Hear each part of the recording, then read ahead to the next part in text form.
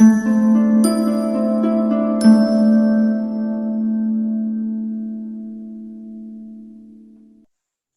think we can get started. This is more or less the people who signed up. So there's a couple of people missing, but that always happens. So hi, thanks for coming.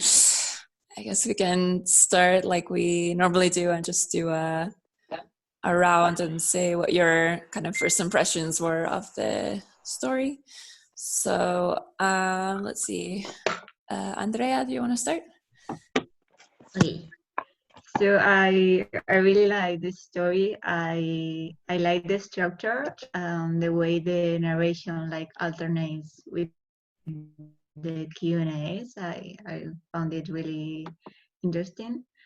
As the story itself, it was a bit shocking at the beginning, and at the end, I thought it was a bit sad as well because the main character she only realized like how her feelings were like at the very end to the transformation. So I don't know, it has a bit of a sad element for me, but I like it in general.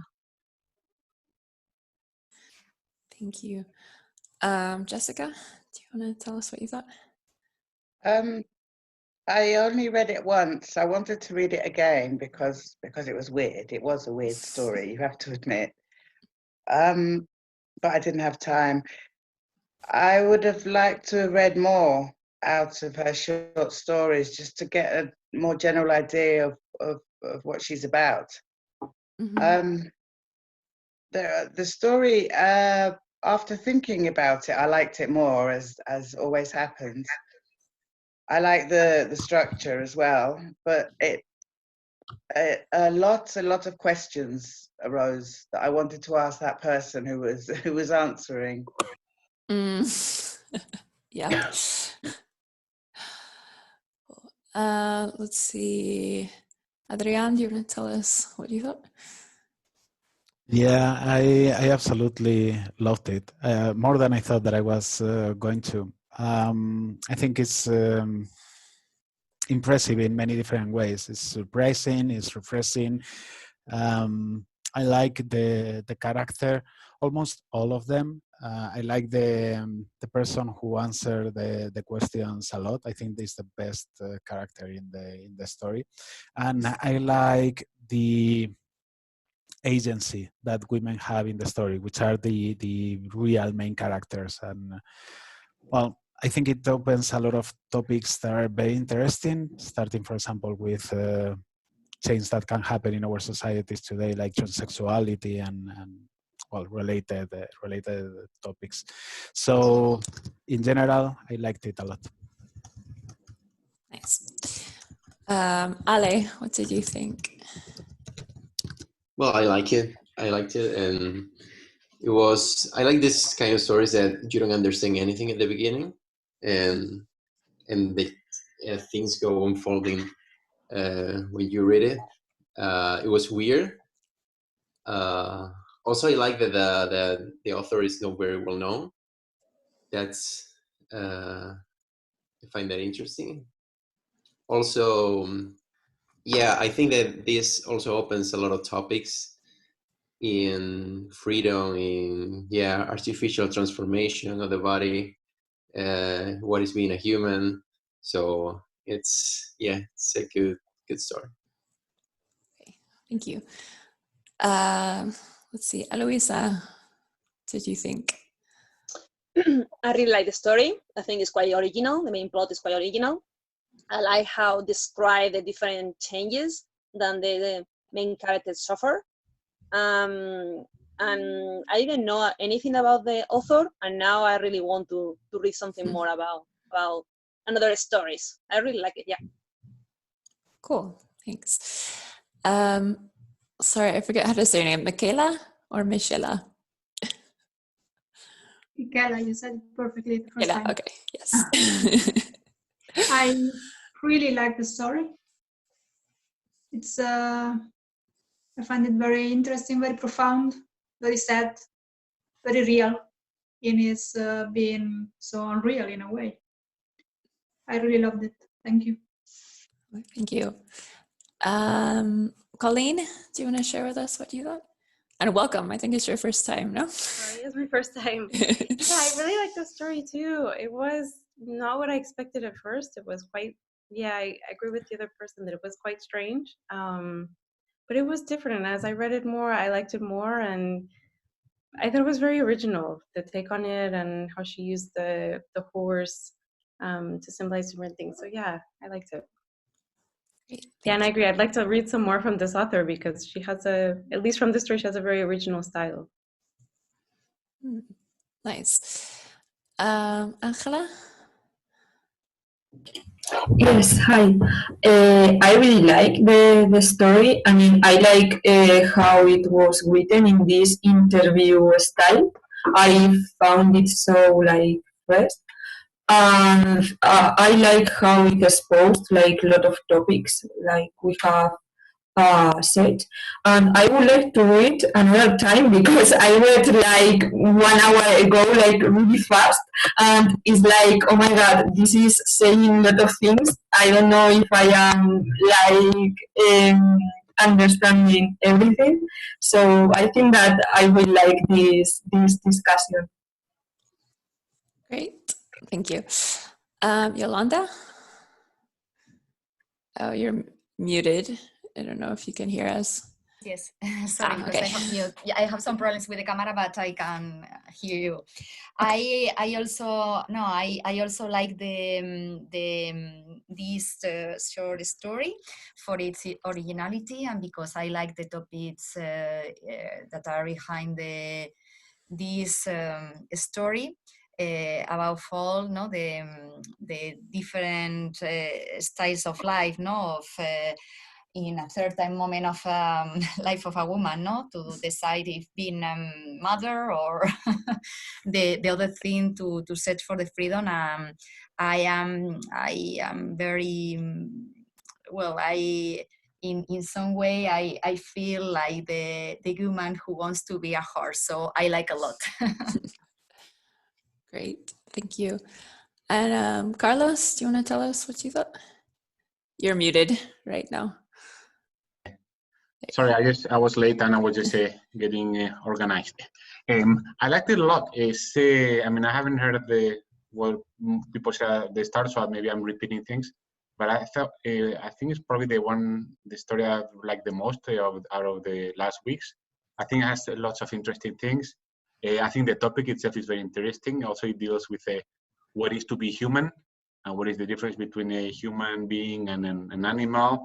I also like the way it is presented with this sort of like the interview that it has to do in order to order the service.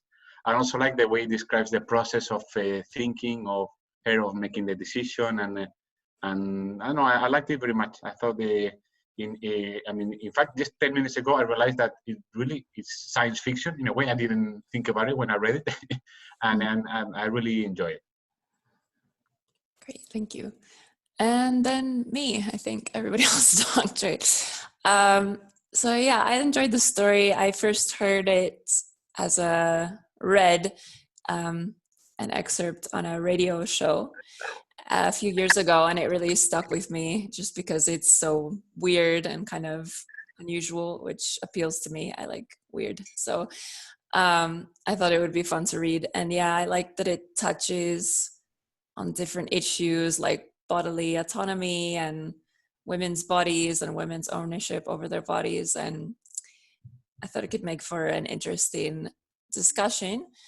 So with that said, I'm going to kind of open up the floor to discussions if anybody had a particular aspect they wanted to talk about. Or the story is recent, right? Because the author has not many books yet, I think. It's fairly recent, but like I said, I heard it a couple of years ago on a radio show, so it's at least 2 years old. I didn't look at the date, but yeah, it's fairly recent. Which Also, I wanted to read something more recent. Sorry, I've been really enjoying all of the other stories, but I needed something more modern. So Yeah, the author looked very young. I looked it up in the internet. yeah, I believe it's her first publication. So we touched a little bit on some of the themes.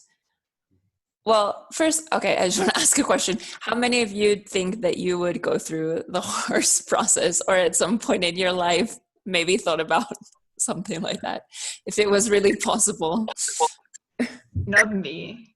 Maybe No. the transformation to an animal, maybe, but not the horse. Why Not a a horse? Why?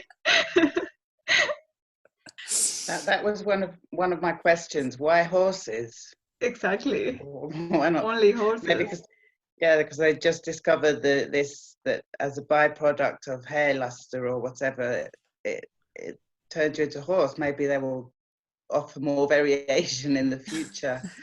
But this idea of losing human consciousness, I don't like that at all. I mean, it's part of what makes me personally alive. I agree. But Sorry. because she starts describing how she's losing this human consciousness. She's feeling other things, but they're becoming more and more just feelings, just sensations, and the ability to analyze, while it can lead to many troubling aspects. I don't know if you overanalyze and things.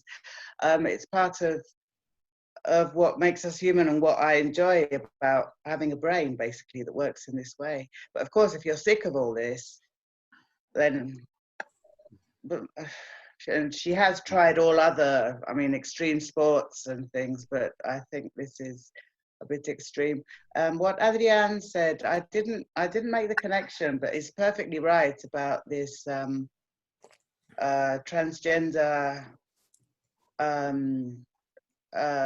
changing artificially. The thing is that into a horse is a bit exaggerated, but yes, and I couldn't understand why someone would want to do this, which many people can't understand why somebody would want to change their sex or whatever.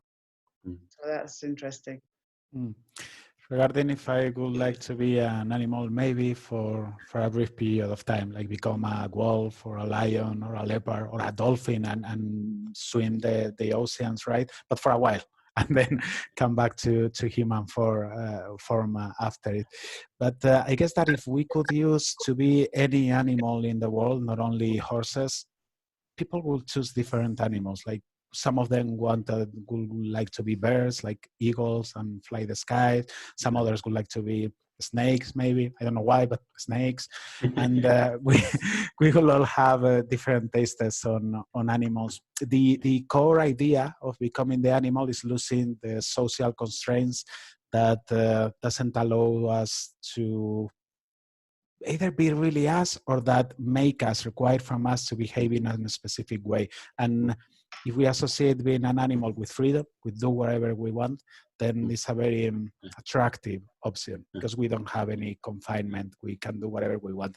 Now, I don't think that being an animal is really freedom, because then you will be constrained to other stuff. Like, for example, they need to find food for survival, although in the ranch they are being fed.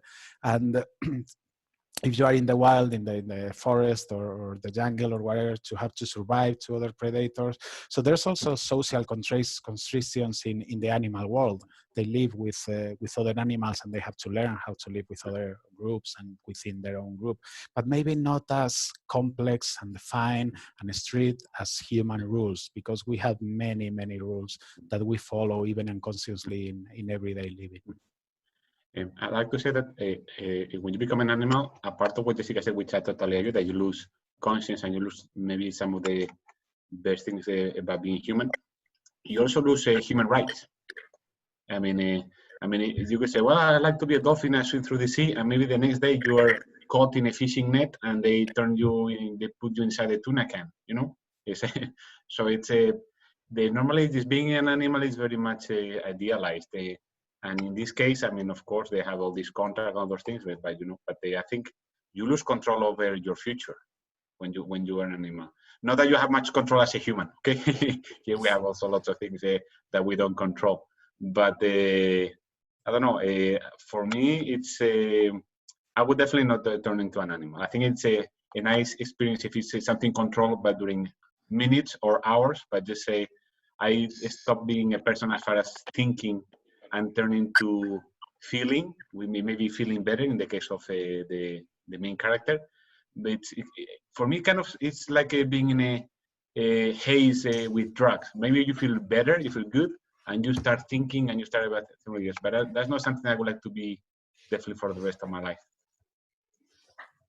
Yeah, as I saw it, is I couldn't do it also as well, because as I saw it was like a voluntary lobotomy, and you're just doing this irreversible change, this transformation, this removal of consciousness, of rationality. So it's it could be interesting for a while, like Adrian said, because you experience nature, you experience wildness, but at the end, it's you're killing yourself. It's also like euthanasia, but the fact that it's irreversible, it's the thing that gives you up. So yeah. Also, I think it's they pick the horse because it's like it's a wild animal that also gets domesticated. I think that's interesting. That in nature it behaves very wildly, but it can be nice to people. So Yeah, there's a few interesting points that you said. I was writing them down because I wanted to comment in almost everything you said. Like, for example, Carlos was talking about the human rights and animal rights.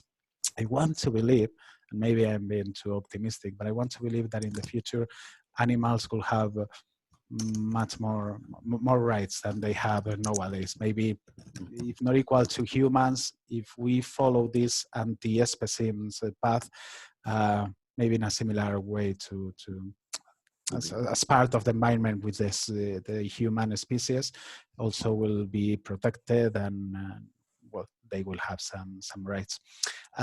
Regarding the horses not having feelings that you mentioned, some of you, I think that the horses in the story will have some, I mean, sorry, not having like a clear thoughts and thinking, but becoming more feelings than thoughts.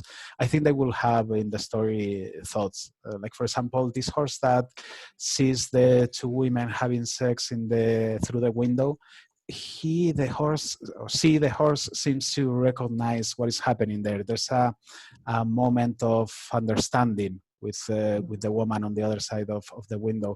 Also, she says when in the final stage, right before she loses the human consciousness, that she will remember her roommate.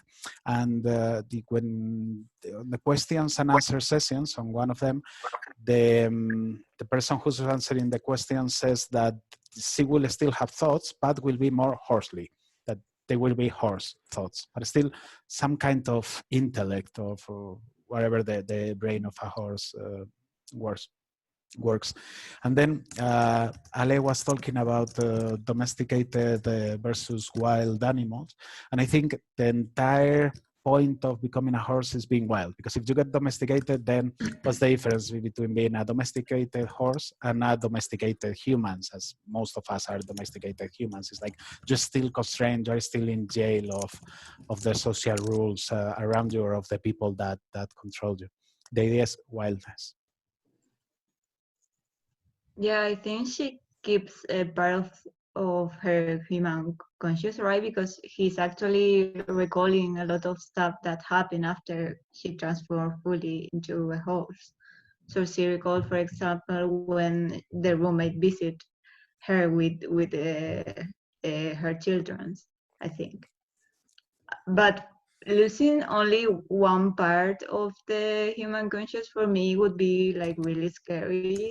For me, there's like a key question she asked about if the horses are happy. And the answer is we don't know, because obviously they don't experience maybe such complex feelings or experience as humans.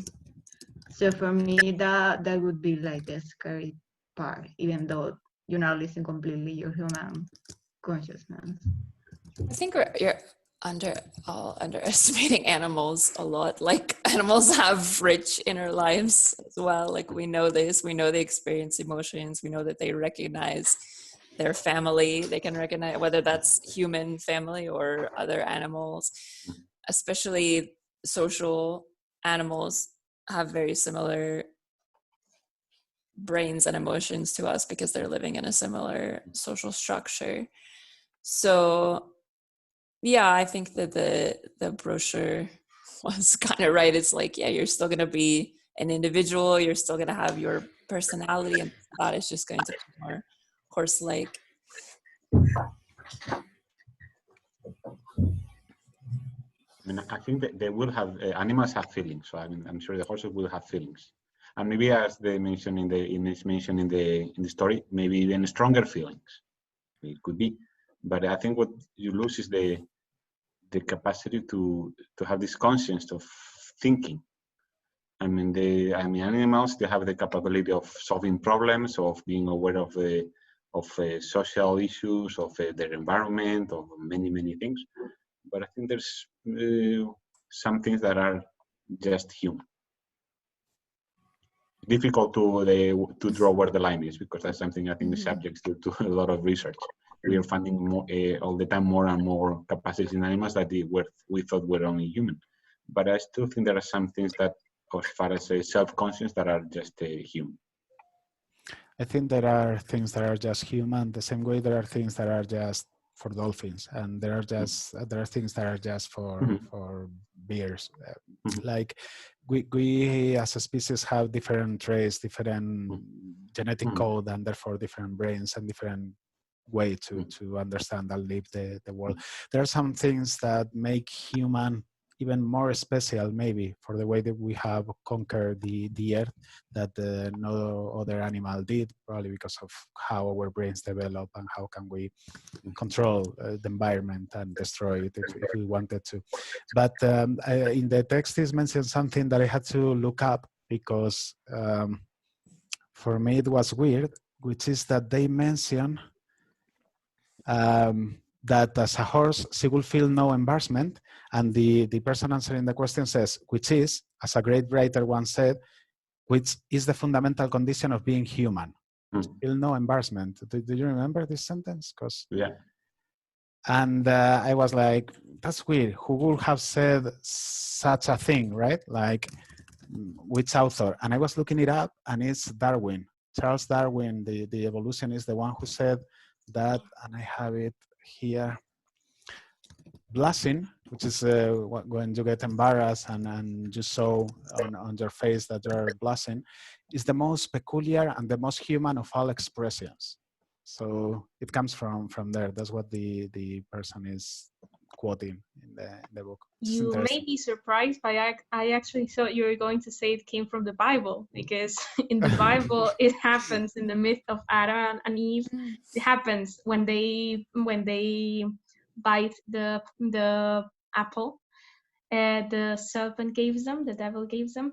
The first thing they do when God goes after them is they cover up for the first time, and that's what makes him realize that they took a bite out of the apple they weren't supposed to eat, because that's what changed them. That's the first sign he noticed. Yeah. What a weird connection, Darwin and religion. Yeah, they are you like said opposites. Darwin, and I was thinking of the Bible because that's what it reminded me of. Yeah, but it's interesting because that means that thinkers from, or writers at least, from different sides of the spectrum, one based on science, the other one based on religion, are reaching the same conclusion, which is that embarrassment, blushing Really, is something that makes us human, or that is only for humans. Well, yeah, animals feel no profoundly shame. religious. We do feel shame all too much, because of many different reasons. So yeah, it's quite remarkable. I don't know that that's true either. Like, I'm pretty sure that like monkeys and gorillas and things get embarrassed when they do something stupid in front of their family or whatever. Or, I mean, we've learned a lot since Darwin. He's a very influential figure and he's great, but he's not the end all be all. Anyway, I'm going to stop defending animals now so everyone can just carry on. Darwin was an extremely religious person. Yeah. So, I mean, that can come all from the Bible in the end, even if through Darwin.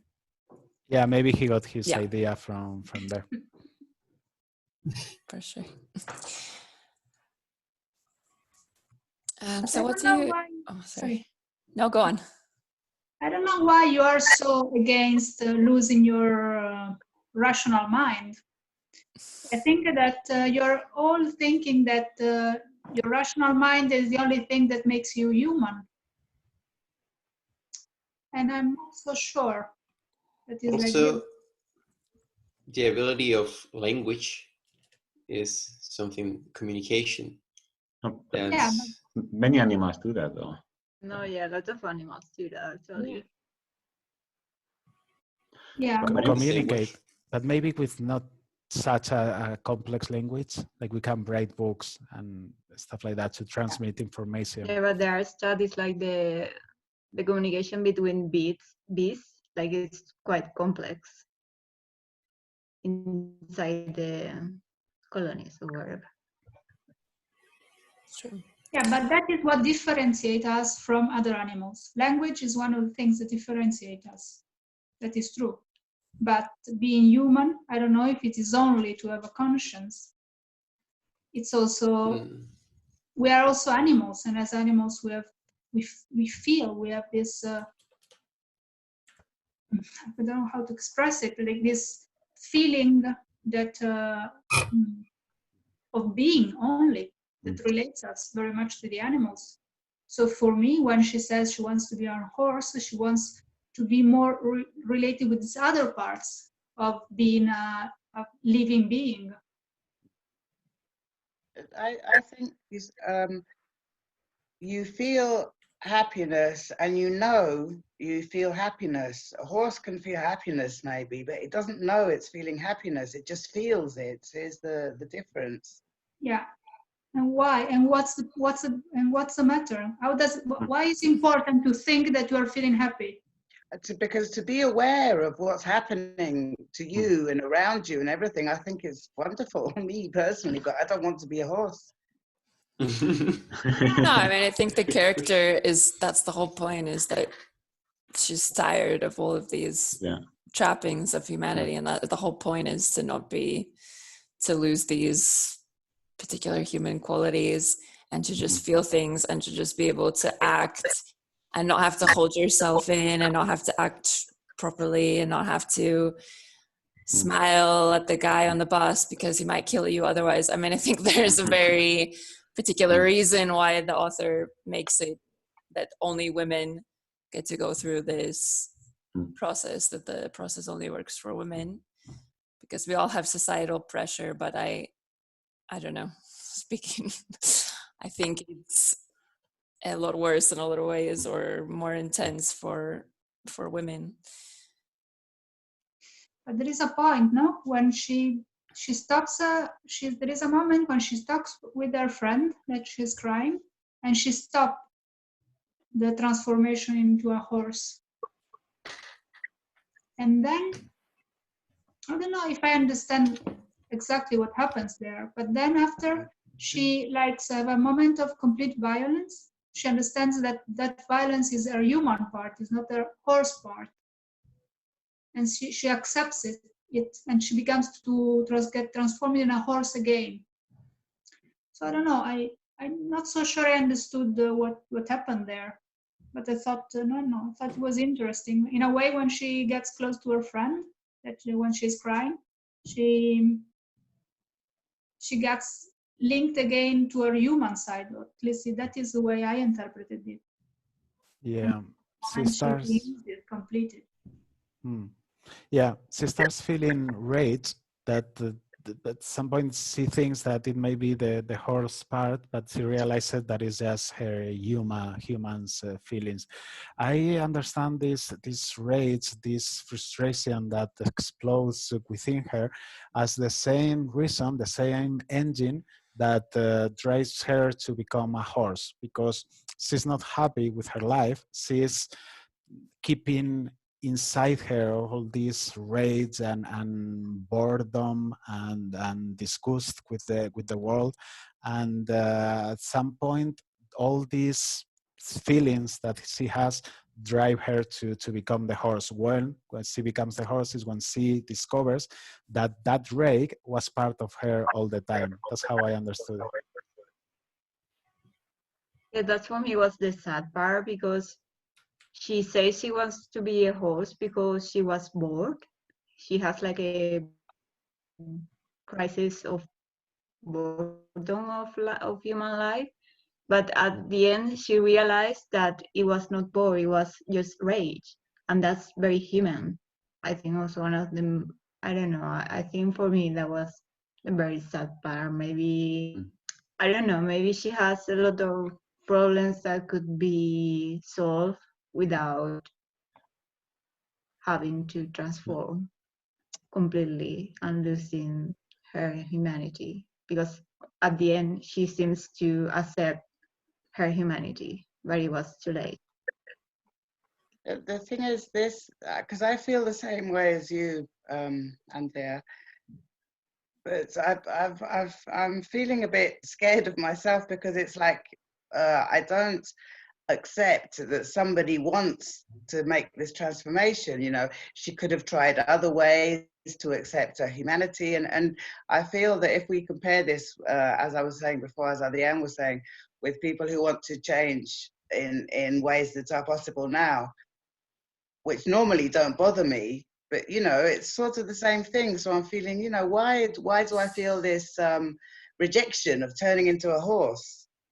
You know, it's like other people feel rejections of I don't know, homosexuals, of transgender, of whatever. Yeah, I couldn't bring myself to dislike her choice or to judge her. Like, I found it a personal choice with her body, about her body. And if she wanted to become a horse, I found it like perfectly okay. Like, if one of us here, the 12 that are here, one of us decides to become a lion, I will be happy with it if that's going to make any of you happy, right? And the same thing for any person in our societies. Like, if another citizen wants to become, I don't know, a woman when she was born in the body of a male, or whatever any other thing, then good for him or for her or whatever. Like, I wouldn't find a problem with that, the same way I didn't find a problem with her trying to become a horse, if that's what she really wanted. There's one word that I couldn't find in the dictionary which is helicopterism. Did you notice that word in the text? Yeah. Yes. In what context? She says, let me search for it, helicopterism. I tell you how I interpret it, but I'm not sure if it was appropriate. Helicoptering, Yes. in fact, I think it's used as treating parenthood like a career and cause anxiety, wrinkles, and helicopterism, especially in older mothers like myself. Yes. I think the helicopter concept for mothers, I think I've read it, in fact, in Spanish, referring to mothers that are solving problem A, immediately problem B, immediately problem C. They're like juggling many problems at the same time, and they're solving one and another and another one. There's non-stop. That's was my interpretation, but I The didn't word see exactly that it helicopter. fit well with the text. Well, helicopter parent. Helicopter. A helicopter I have parent heard of that before. Yeah. is somebody who's always like on top of their kids, Yeah. like a helicopter, like they're hovering over them the entire time. Like it's usually for parents who are very overbearing, like they never give their kid any room to move, they don't give them any freedom. They're signed up for, you know, school and then football and then ballet and then piano and like, and they're always right there making sure their kid is doing everything perfectly, is what is usually how we use that. Yeah, I have heard that before in that sense. Yeah. I see. It makes more sense now because my mind had interpreted something completely different. Because I've been in for the past years reading a lot about transgender topics, and I read every now and then forums and blogs from transgender people, and there's a common criticism that has become a meme on the internet, too much internet, about people that are against this transformation, that they say that their argument is, okay, do you want to be a woman or do you want to be a man? But what if I identify as a combat helicopter, which is their argument for saying, what if I identify with I don't know, a wall? And the combat helicopter is something that is repeated over and over again in memes. And when I saw helicopters, my mind went to that, like, oh, this is a criticism, like you will have anxiety, wrinkles, because that's in the, let me see, in the sentence where it's mentioned here. It says treating parenthood like a career can cause anxiety, wrinkles, and helicopterings, especially in older mothers like yourself. And I understood that like a criticism to trying to become something else. But now that you explained it, makes a lot of sense that older mothers like yourselves links with helicopters. So yeah, thank you for explaining that. Yeah. It was interesting what you say, Adrian, that she wants to become a horse and she wants it so bad because she also is asking questions. She is getting informed. So this is also a question of liberty of decisions, and in that way, well, I could also respect that she becomes a horse even when I couldn't do it. But she's very well known, and this is also a process that is transitory, and she can stop it at some point and say, okay, yeah, I don't like it, but she is again and again, I will do it, I will do it. So it's, I would say it's no problem with that. You should respect it. Yeah, I didn't find any, I don't know, I saw it as a positive thing throughout. I guess maybe I identify more with the main character than a lot of other people here, but like for me it was always like, yeah, you go girl, like you found this thing that's gonna make you feel okay, and even if it doesn't, it's, I don't know, I just saw it as like a positive, like taking control of your life and doing something with it. I think I did. It's interesting, the connection to the transgender. I didn't make that connection, but it makes sense. I connected it more to like I like to euthanasia and kind of being able to make the decision to end your life when you're at a point where you can't deal with whatever anymore. So, and I don't know, I'm a supporter of that. So I guess maybe in my mind it was like, yeah, makes sense. You should have control over your body in that way. I mean, I looked at it as something. Go ahead. I go? You go. Okay, thanks. Also, I don't really felt the link with transgender and this kind of, I don't know, to me the story was not about that. It was more about two women that decides to take a change in their life, to take action on their life because they are not happy, and they choose two different pathways. One which is a pathway of family and motherhood, and another that is a pathway of liberty and lack of constrictions in an extreme way, if you want. But I don't know. I saw it more on that respect, sincerely. Yeah. I was going to say that when I read the story, to me, I mean, when I saw the reasoning from the main character, it reminded me of the way people might be thinking towards committing suicide. Is looking at how shitty their life is and all the bad things. So, while I think nobody would disagree that she has the right to decide whatever she wants to do with her body and change to a fish, a horse, or whatever. At the same time, I felt like, I know, I feel bad when somebody has to make a decision when they're in a bad situation and they have this level of pain and maybe depression. In fact, that applies to both the characters. Even the one that decides to have a baby, she didn't seem to have the reasons. I mean, it was kind of to end a very big frustration. You know, it's I don't know. In the same way, I mean, this in fact came from coming from more about the euthanasia. When somebody does euthanasia, you want to make sure that they take the decision fully under not under let's say disturbed mental circumstances.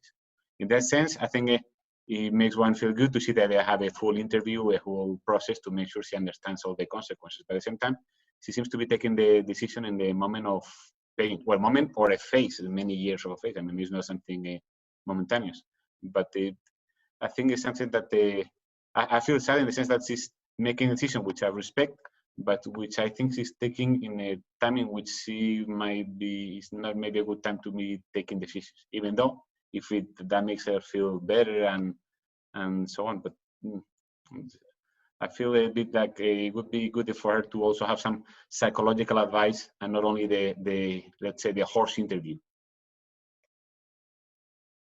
Yeah, I get your point. The difference here could be maybe that when someone decides to die, like to suicide or request euthanasia to die in peace, is to end everything. But in this story, she's beginning something new. She's starting something new. There's one point in the story where she asks to the people doing this, like, is this really a glorified form of suicide? And the answer is, we prefer to think of it in the opposite way. It's a kind of birth. Deliverance into a denser, quicker, more urgent form of life. And they even add, but for your friends, lovers, family, relatives, etc., may not see it this way. Yeah, I think that this is a transformation more than ending something. It is true what you say, Carlos, because it's a very radical transformation and there's no way back. And therefore, it could require like psychological evaluation. But I feel that the way I read the character, that this is something that she had felt her entire life, more or less, and that she wants to do with a lot of confidence. It's something she needs and she wants above anything else.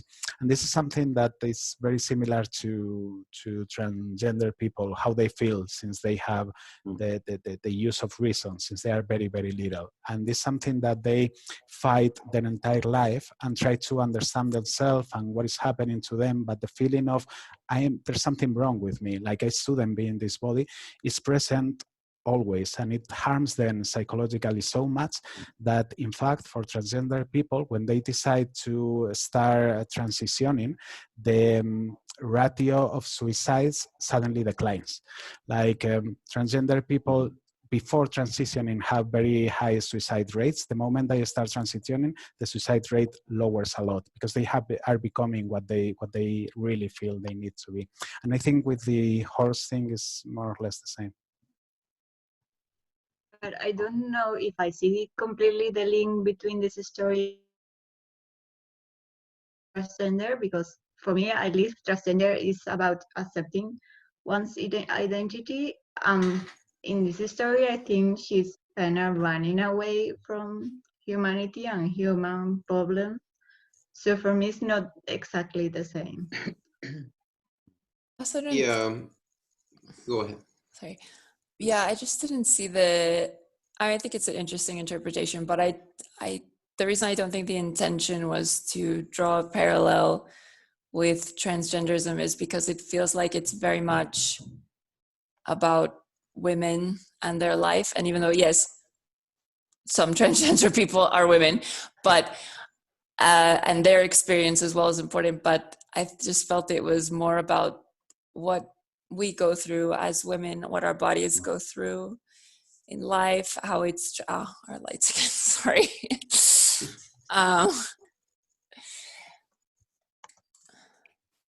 Always happens when I'm talking. Yeah, what the trauma that our bodies go through, which they talk about directly in the story as well, and how sometimes you want to escape that. And so to me, that's more, I think, what the author's intention was anyway. I mean, definitely, I think for the author, the change into a horse is like a escape to freedom for the main character. While for the one that becomes mother, it's not so clear that she's gonna be that happy. No, Also, I find interesting in the last paragraph where she says she wants to know who she's talking to in the interview, like who are you? Are you a human being or whatever? And he doesn't answer. And in fact, I like the answer though. Sorry, I'm losing the connection. It seems like. Can you hear me? Yeah. Yes. Okay, because somehow the Zoom window has disappeared. Well, I just continue. That he just says like, well, if you knew what I was, then you might end up with a prejudice, and it would be worse. So I'm not going to tell you what or who I am. I thought that was quite interesting and very, very original. Yeah, that's interesting. Because I'm sure we all, I don't know, well, maybe we didn't.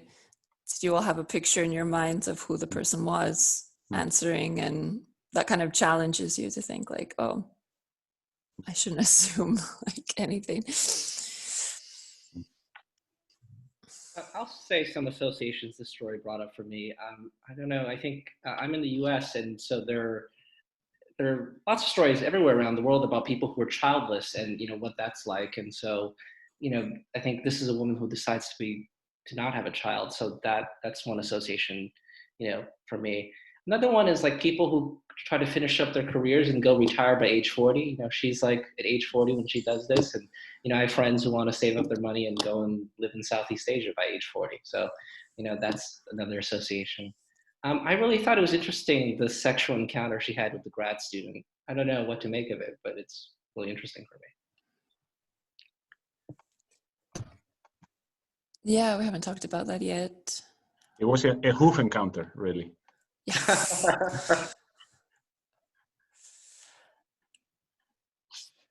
Well, but I think it's just, she said, no, that she felt that was a way to tie her down again. So that is why she reacts so violently. In a way, it's like the horse is becoming, is freeing the human that is there. At least that is how I interpreted it.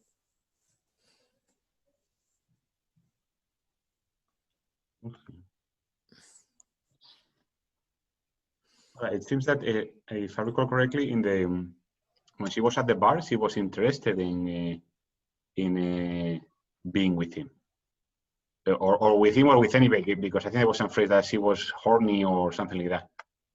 But then at the end, when they go to the room, I think she realizes that she reacts as a horse. I don't know, maybe a mare when it's with a colt, just kicks around first. I don't know. So for her, maybe it's a first discovery that she's reacting in a different way to a situation in which when she was before the treatment, she would have reacted differently. Well, that's the first moment she feels that rage, right? And then later, so she thinks at first, oh, it's me becoming hoarse, but then she realizes later that it's really her human side. So I guess the rage that she feels is, I don't know, if it's at herself for doing these things that she doesn't really want to do, but she just kind of goes through with it anyway because she's bored or whatever, and it's something to do. Or if it's anger at the other person or other people. I think it's the same rate about constrictions. Like every time you interact with other human beings, you have to adapt to the social rules and constrict yourself regarding other human beings. And she notices, I think, that in the precise moment that he tries to do something his way, and she's like, no, but I'm wild. I don't adapt to this, and that's this rage that she feels.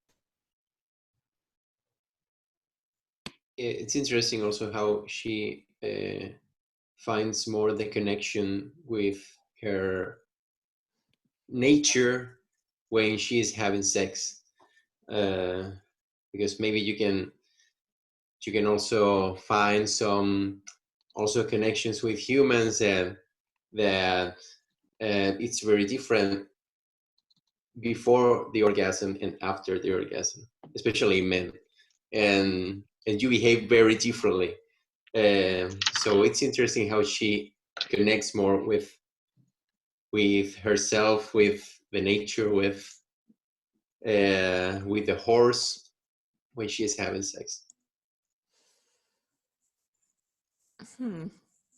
Yeah, I mean, it was her way kind of to lose herself before the horse transformation, to be outside of her body a bit and to be outside of her head. We can kind of see that in like the encounter when she's at the ranch with the other woman.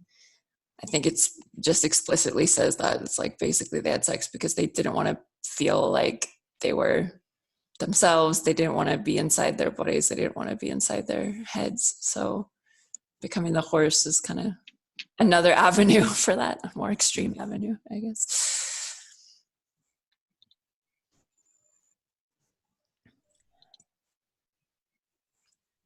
Yeah. At the end of the day, it's about the ownership of their bodies.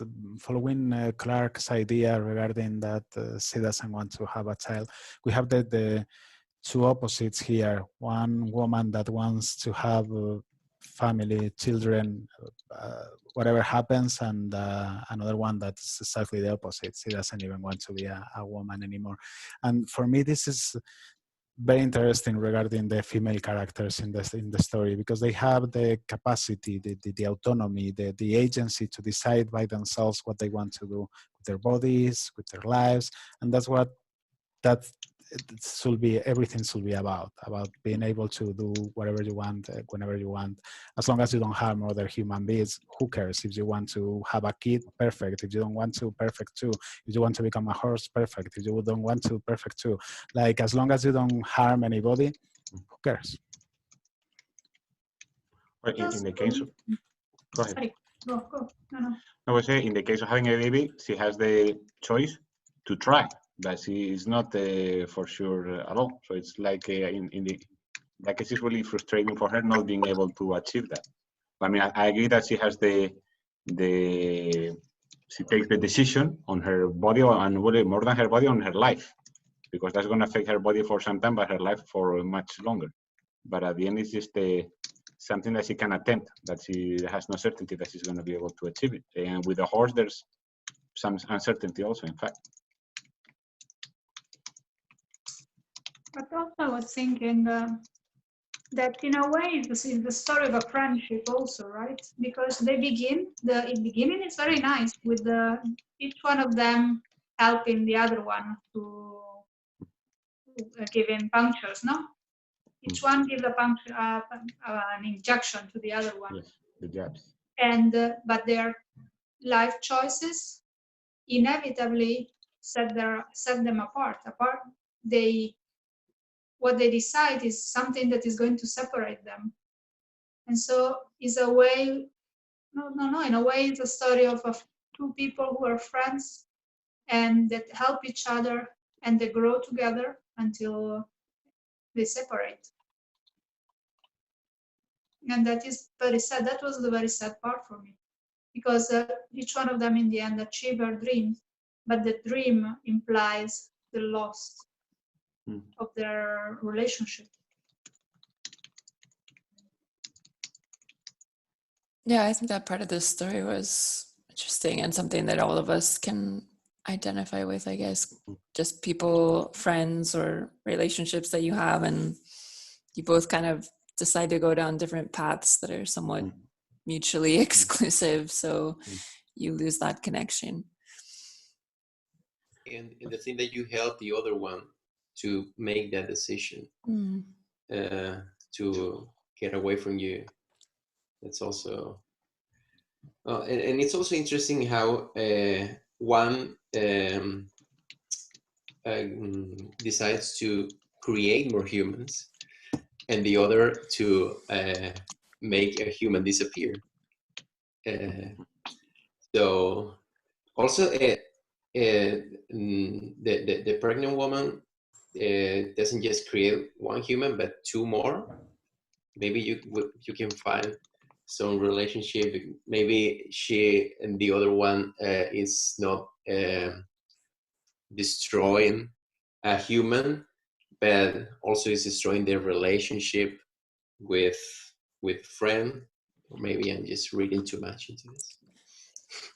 I mean, I think it's sad in the sense that there's the friendship, but at the same time, I mean, she's choosing, let's say, her freedom. I mean, I think, in fact, the horse is an animal that I think, especially in the US, I think that everybody likes that it's really associated with freedom. I think it's a price she has to pay and that she accepts. So it's while it is that part is sad overall, it's her decision and it's what she considers is the best for her.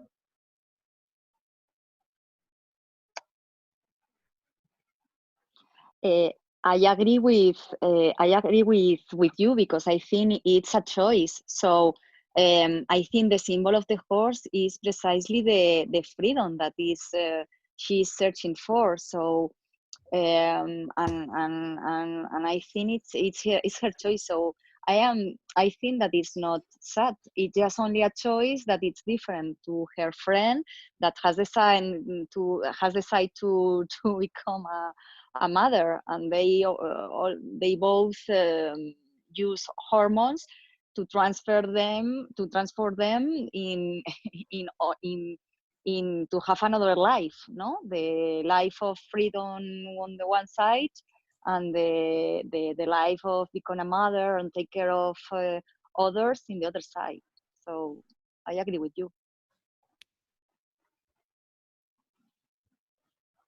Now it's the point at which she stops living for other people and just does something that's going to make her feel better, and or she hopes anyway that is going to improve her life and be the solution to the anger and boredom and sadness and everything that she's felt.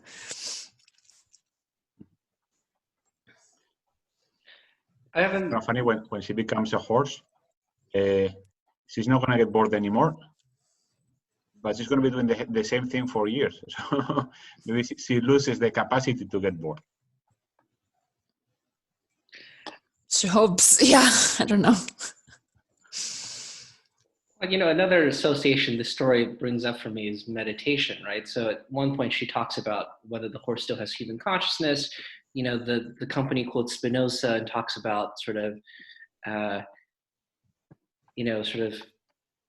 well, I don't know about the Spinoza reference, but at the very end, when she talks about sometimes you have this moment where someone touches you and you are sort of brought back to yourself and your wildness regarding yourself. I don't know, that seems like a very meditative moment for me.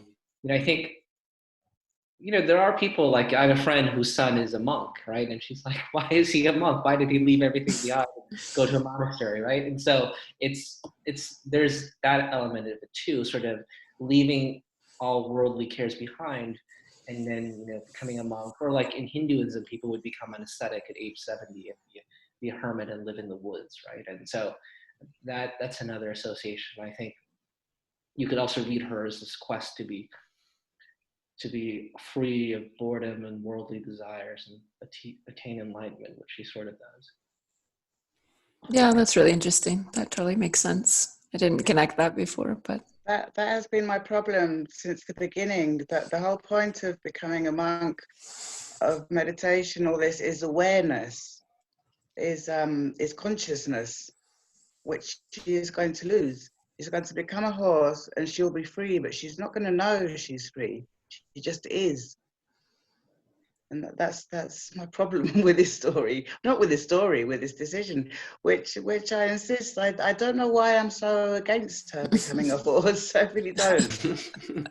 But for Jessica, that last sentence of the story is, there are touches that startle you into temporary submission, like the universe catching its breath, like the mind against bright mind, its sudden snare of recognition, wildness regarding itself. That sounds like awareness to me. You know, yes, but she is still going through the phase of losing her human side, her human consciousness. She will end up without that. Okay. I like the monk metaphor too, because she is attaining a different consciousness. I mean, she's losing her human consciousness, but she's gaining a horse or some sort of horse hybrid consciousness, which, who's to say which is better? I mean, we're biased because we're human and we've never experienced any other type of consciousness. But if you offered, I don't know, something with a completely, like a bat, to be human, maybe they'd be like, why the hell would I want to be human? I won't have sonar anymore. I won't be able to fly anymore. I won't have these other senses. I'll be giving all that up. I'll give up my essential batness. So, I mean, yeah, I like that idea of this. Yeah, she's achieving a different level of consciousness, not necessarily better or worse, but just different. I don't know. What you told Mo just reminded me of Oliver Sacks' book that maybe you have read. It's quite famous. The man who, I don't know the English title for it, mistook his wife for a hat. Yeah, yes. I haven't read it. One of the stories is many struck me a lot. Many stories of the book, they struck me a lot. But there is one in particular who talks about this guy who takes some drug, artificial drug, unknown drug, I don't know, and he completely loses his, can't remember if only his capacity of talking, or also part of his capacity of having conscious thoughts. And what happens to him is that his olfactory brain gets completely highlighted. And so he begins to live life as if he's a dog. He says that his feelings were like being a dog and living life through the smell. And then he comes back, he recovers his capability of talking and everything, but at times he still said that he was missing this way of living life from a sensory point of view, from a feeling and being instead of thinking point of view. And actually now I see the relationship also with this story, with her wanting to become a horse just to be feeling and not thinking about things and be free. Yeah, if we get, I mean, maybe I get too technical here because it happens that I'm reading a lot about the brain and stuff, and but yeah, the difference that you encounter between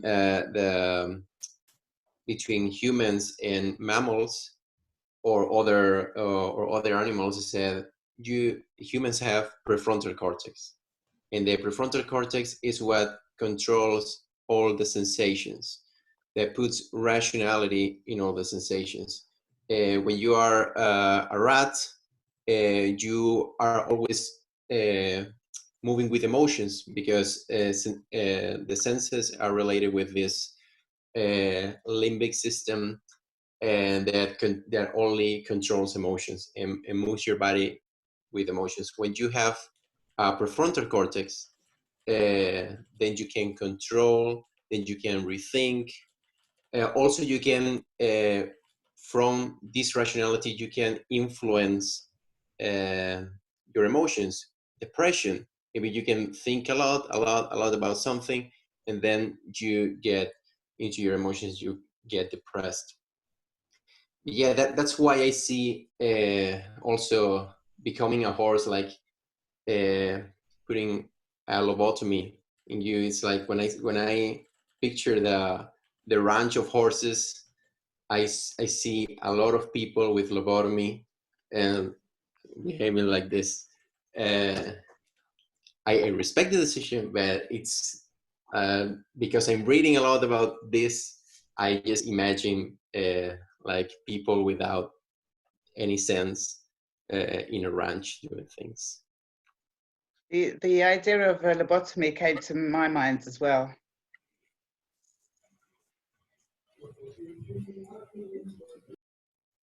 It was remind me about another book. I don't remember the name, but it was more from the sociology point of view about how our brain like is not prepared like for like the to process all the complexity in our current society, and that's why we have a lot of cases of anxiety. And so in that way, I see why a lot of people would be tempted to like make a sudden change and go to more like a simple way of life, like the monk, for instance, or like returning to nature or whatever. But for me, I mean, if I have a friend that says to me that she wants to become a horse and she really wants that, I would like support her. But for me, it's still a very sad decision.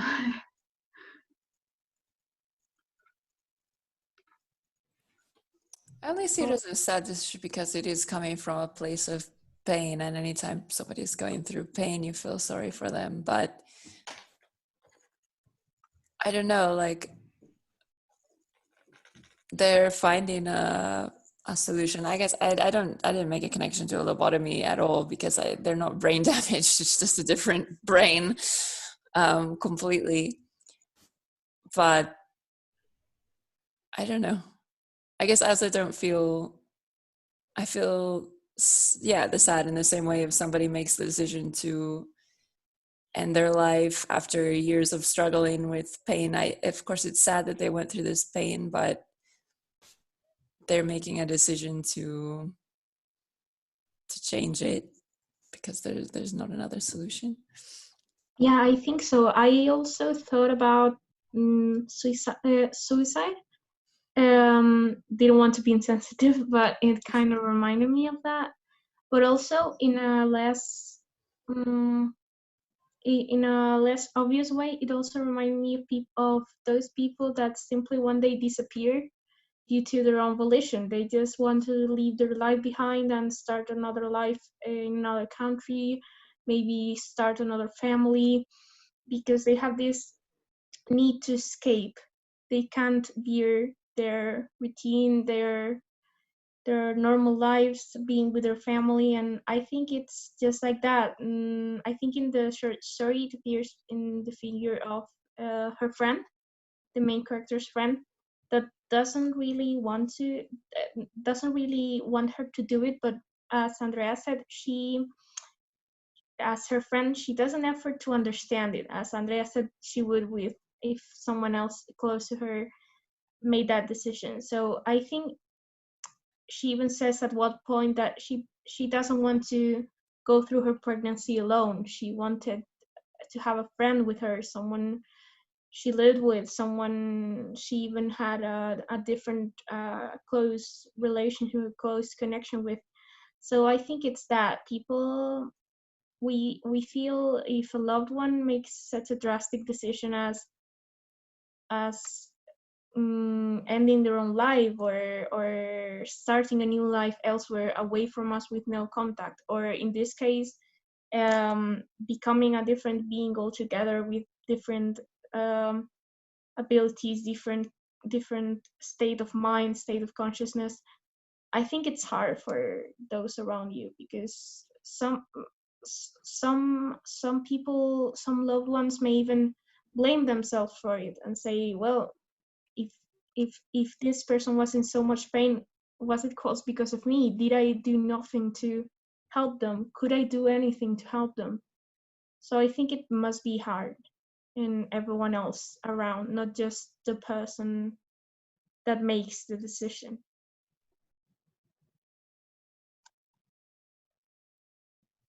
Yes, and she is warned of this, that she should that her loved ones are not going to understand, Yeah. and that she should write a letter trying to explain, but that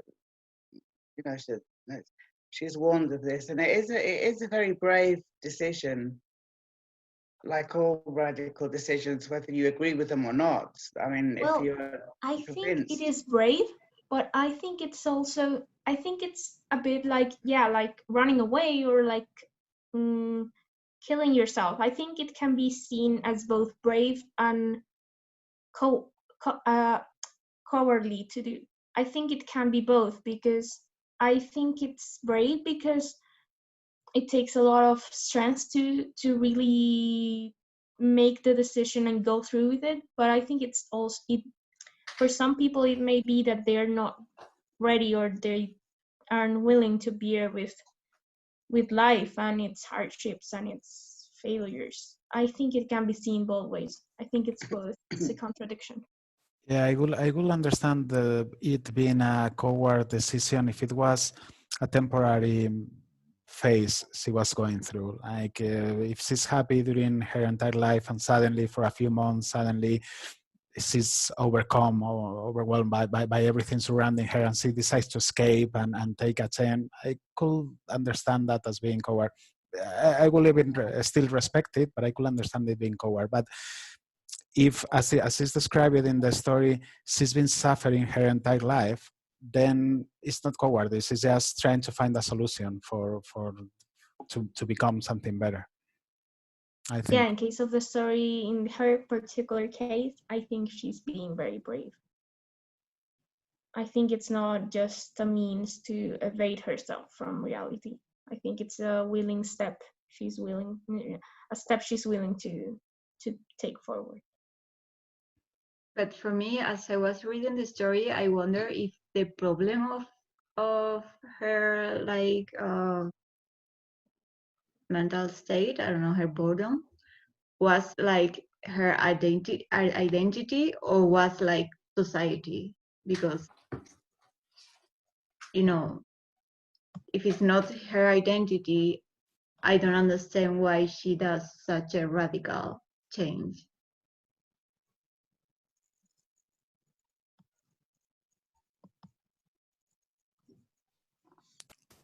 Also, somebody, we talk about this briefly about drugs.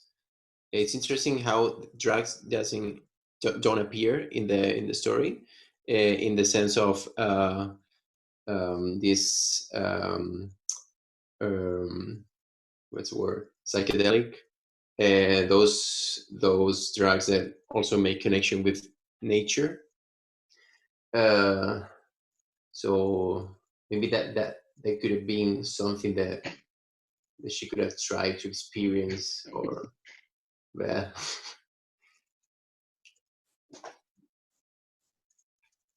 Yeah, but it does seem she really wanted a more permanent solution. Yeah. She never had doubts, huh?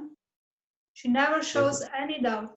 So at least I think the message is that that was her choice and her way of going in her life. Yeah, I was thinking about this when some of you were mentioning at the beginning that it was kind of sad because she, at some point at the end of the stories, realized where her feelings were coming from. But I don't see it that sad because she doesn't have any doubt, as Michaela says. Like, she knows very clear what she wants to do with her body and goes with it. Yeah, I don't feel sad when I was reading the story. I will not choose the same solution like she chose. But I think when I was reading the story, I was thinking, yeah, go girl, do it. If you are happy with your life like that, if your decision is that, because she wasn't happy. She tried a lot of things, a lot of different things. She wasn't happy. And I think sometimes we see other people's life with our perspective, and we think, oh, why she's doing that? Why do other people choose to be a monk? Why do other people choose to have 15 kids? I will not do it, but if they are happy, if they think that this is the way then their life is going to be better, but do it. I think sometimes we overthink too much, and maybe she was choosing that way of life because she's free. She doesn't have to follow constrictions of society. She doesn't have to overthink anything. She only has to live. And if she was happy, I respect her, and I think, yeah, do it. And that's what I think. Well, speaking of what makes us happy, you know, there's a part where she describes like the life she had. She was a waitress in a restaurant. You know, she enjoyed the job. It was physical. She had sex with another waiter, and then like on her days off, she enjoyed going around the city and exploring and reading books she liked. And it just got boring for her. Do you think that's realistic? Because if I had that life, I think I could keep on doing that for a long time, or maybe not. My life is actually more like Serena. I teach high school, but. Yeah, I think that sometimes we can be happy with things first that we didn't expect, and second that are very simple, and for some reason they make us happy. My career has gone in many different ways through the years until reaching where I am now. But my first job after I got my degree was at a gas station, and I was completely and uberly happy working at the gas station, doing my stuff with the customers and with the gasoline and the cars. And actually, when I left that job after a year to take a master's degree, I missed it. Like I was regretting leaving the job to improve the academical career just because I was happy doing that. So sometimes we're happy with very simple things, simple stuff. Not saying that a gas station is simple because it's a hard work job, but yeah, we never know. And people change. I mean, maybe she was happy at the beginning, but then it wasn't. She wasn't. Like people change. Like we tend to like get this, like for example the career thing, like we choose when we are young and we think we have to do that same job all of our life, and maybe at some point we realize that we are not happy and we could have a choice. The thing is, it's this restlessness that is shown in this character. Yeah, she's happy with the waitressing era, but then she gets bored. She's happy doing extreme sports, but then she gets bored.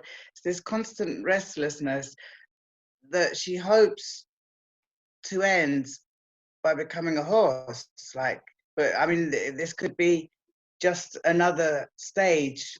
Being a horse, you'll be happy for a while and then not, except for the fact that she's not going to think as much, which is probably what will make her happy.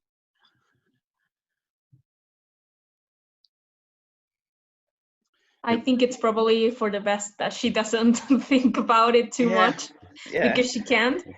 Because it's like she's procrastinating.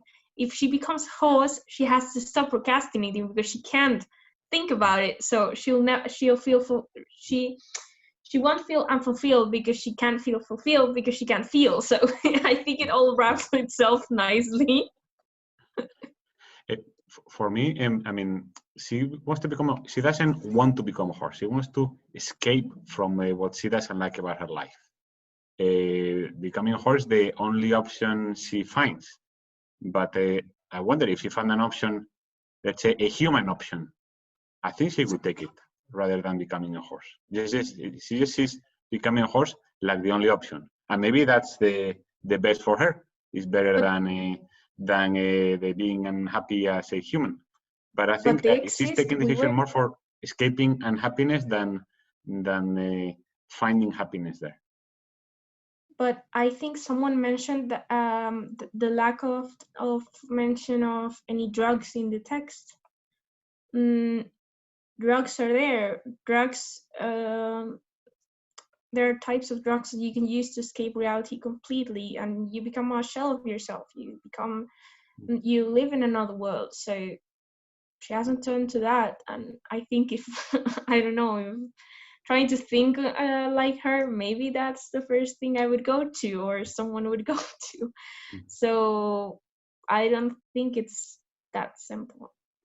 No, I think she has tried all the human options, or she has tried many human options, and she's not satisfied with none of them, so she opts for becoming non-human.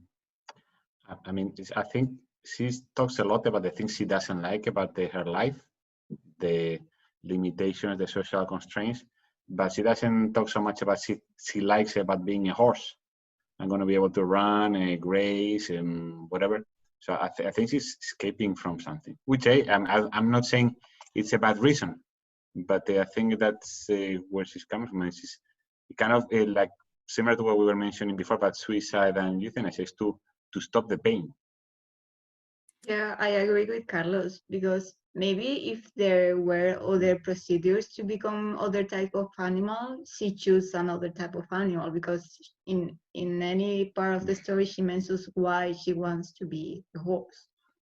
Like, why a horse? Yeah, I think that's a good point. And actually, one of the first questions that is answered in the text when she asks to the person interviewing her is, she asks, what does it mean to be a horse? And the answer is, first, it means not being a person. No credit cards, no fad diets, no existential questions, no more boring meetings or family dinners, no political allegiances or disappointments, no responsibility to anyone but yourself. So yeah, I don't think that the specific shape of a horse matters. It could have been something else. The idea is to escape the realities it's living. Mm-hmm. What I'm missing is, because you're focusing a lot on her, and I think that, I don't know, what do you do of their relationship with their friend? Because I mean, that is there for some reason.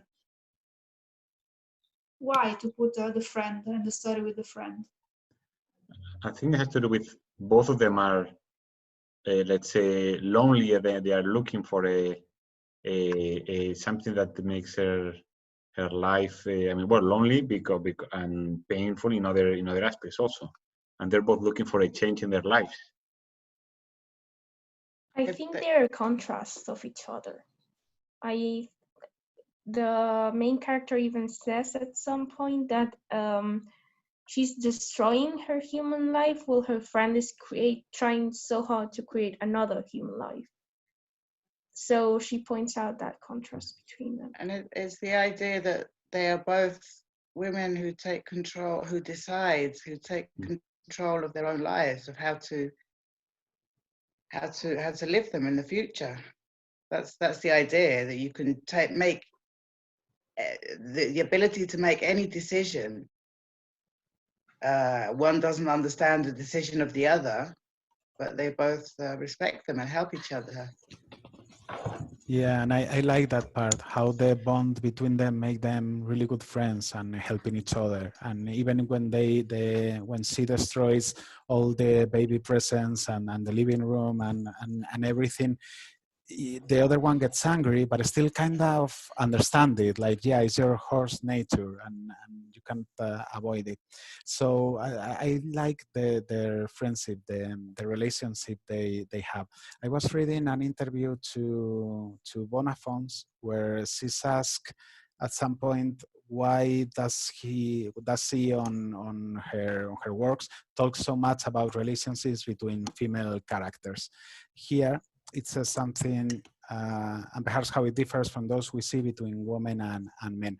And her answer says, well, I brought horse after reading Elena Ferrante's amazing Neapolitan novels and reflecting on how female friendship can feel as intense as romances. I like that part, that the link between the two friends is so strong and so intense that it can be better than other kind of relationships.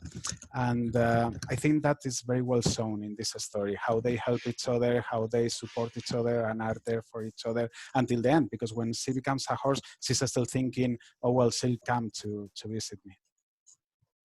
Well, Yeah, Adrian, I think so. There are a lot of female friendships and female relationships in history that I think prove that point.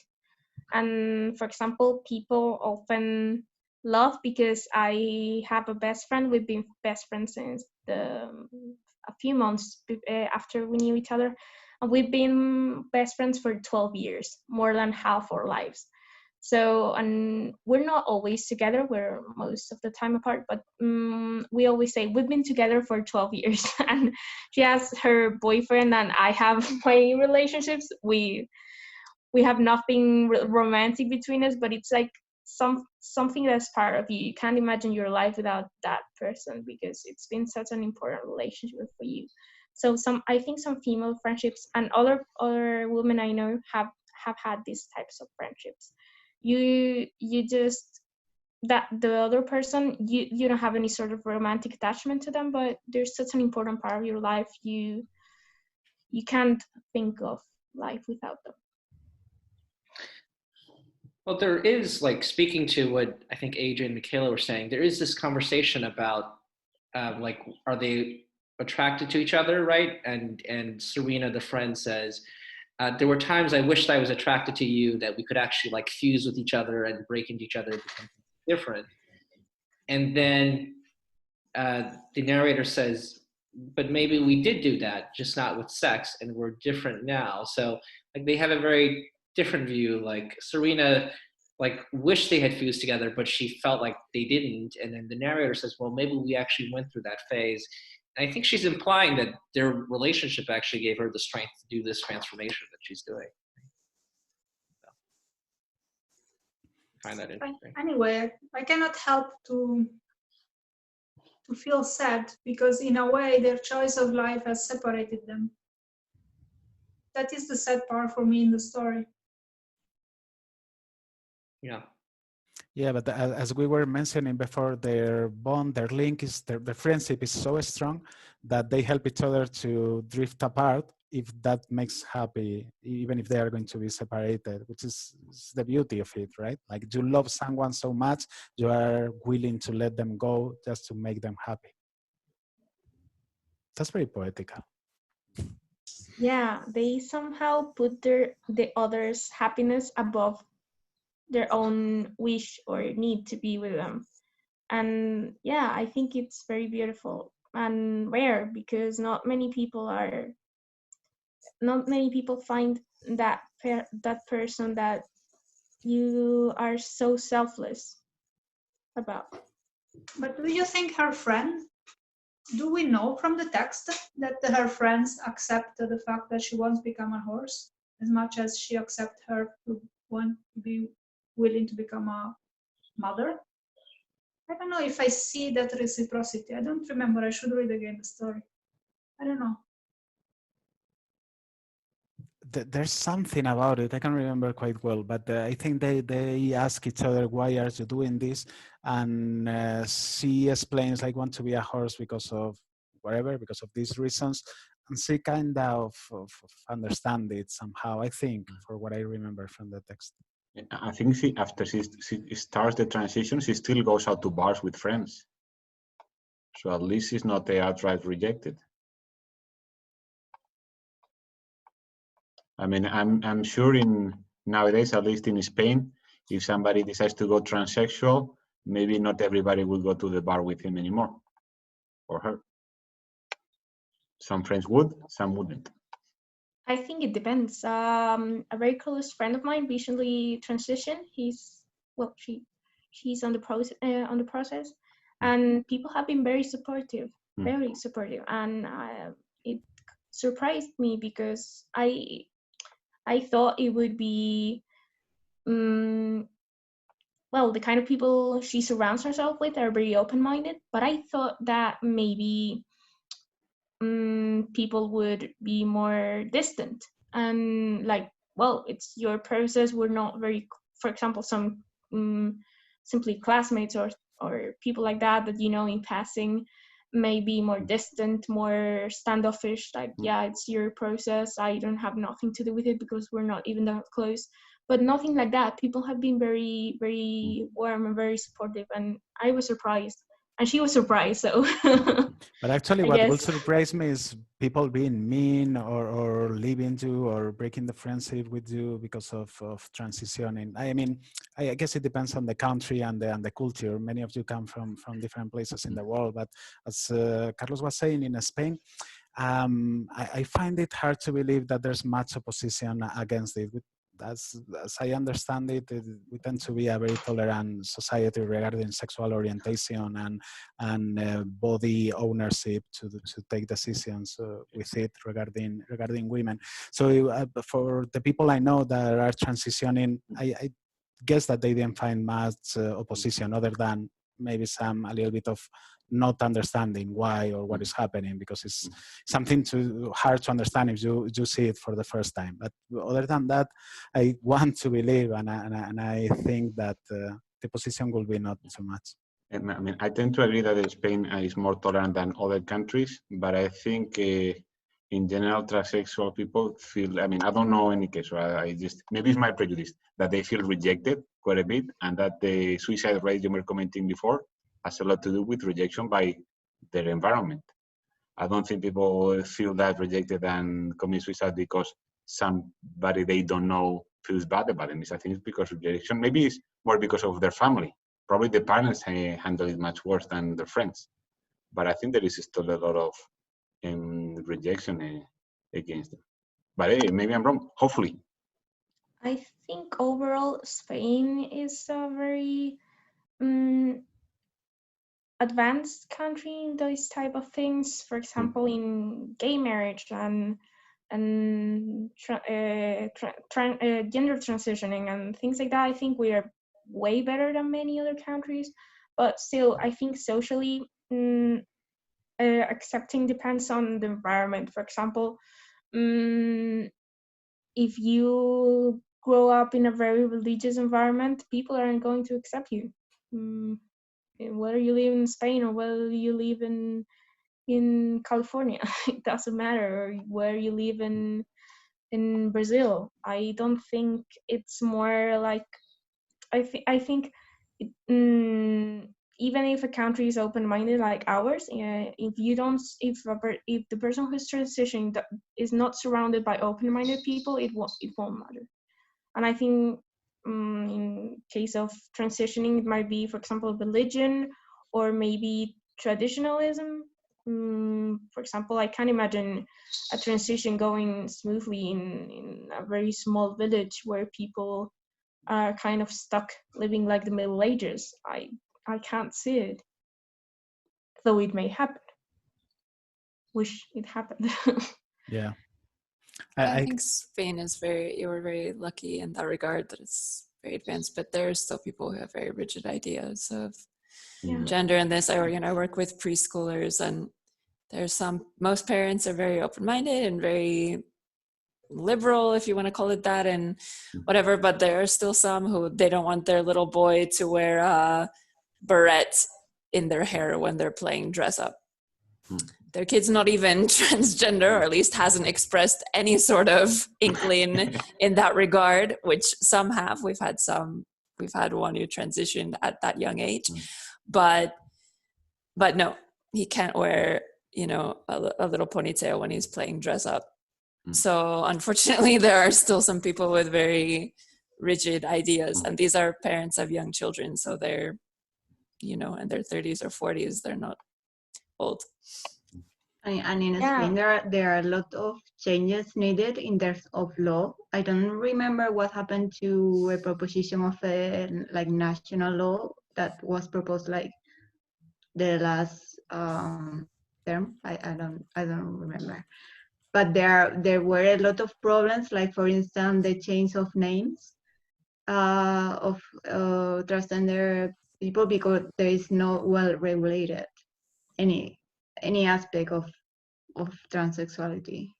Yeah, in university, I study law, and in university there have been some very interesting debates about how the law should handle gender transitioning, because it's quite difficult in some instances. For example, a very common debate was not just, for example, as there was in the United States a few years ago, the controversy of the bathrooms, but more, but things of in a greater scale. For example, what would you do in sports leagues? Would it be fair to have a person who has transitioned from the body of a man into a woman playing in the female soccer league? Would it be fair? Because biology is not the same, but to legal purposes, that person is a woman, so she should be allowed to compete as any other woman player in a female league. So it's very difficult, and the law doesn't have a solution yet. And as it really shows that it's a very recent issue, because there's no in law we have, even if an issue hasn't been solved yet, you have doctrine that some experts defend a position and have a lot of arguments why, and others defend the opposing position and have a lot of arguments. Well, this argument is so new that there's no doctrine about it. There's no studies made on the repercussions it could have. There's no exposition of the two sides of the debate. There's nothing yet. It's all on the making. I wonder what could happen legally and socially if we could transition into horses. It's something that the story doesn't explore, but it could be interesting. Another law for that. Oh my God, legally, I really think, complicated. speaking for myself, it would be a nightmare. Oh my God. Yeah, like I was thinking about that Not when, right now. yeah, when you were mentioning a little town and transgender, and if how they will look at it differently than, say, in a big city that is more multicultural or open-minded or whatever. And I was thinking in one of these little towns that is rural and they have a lot of cattle, like sheep and cows and horses. If someone wants to become a horse, what would they think about that?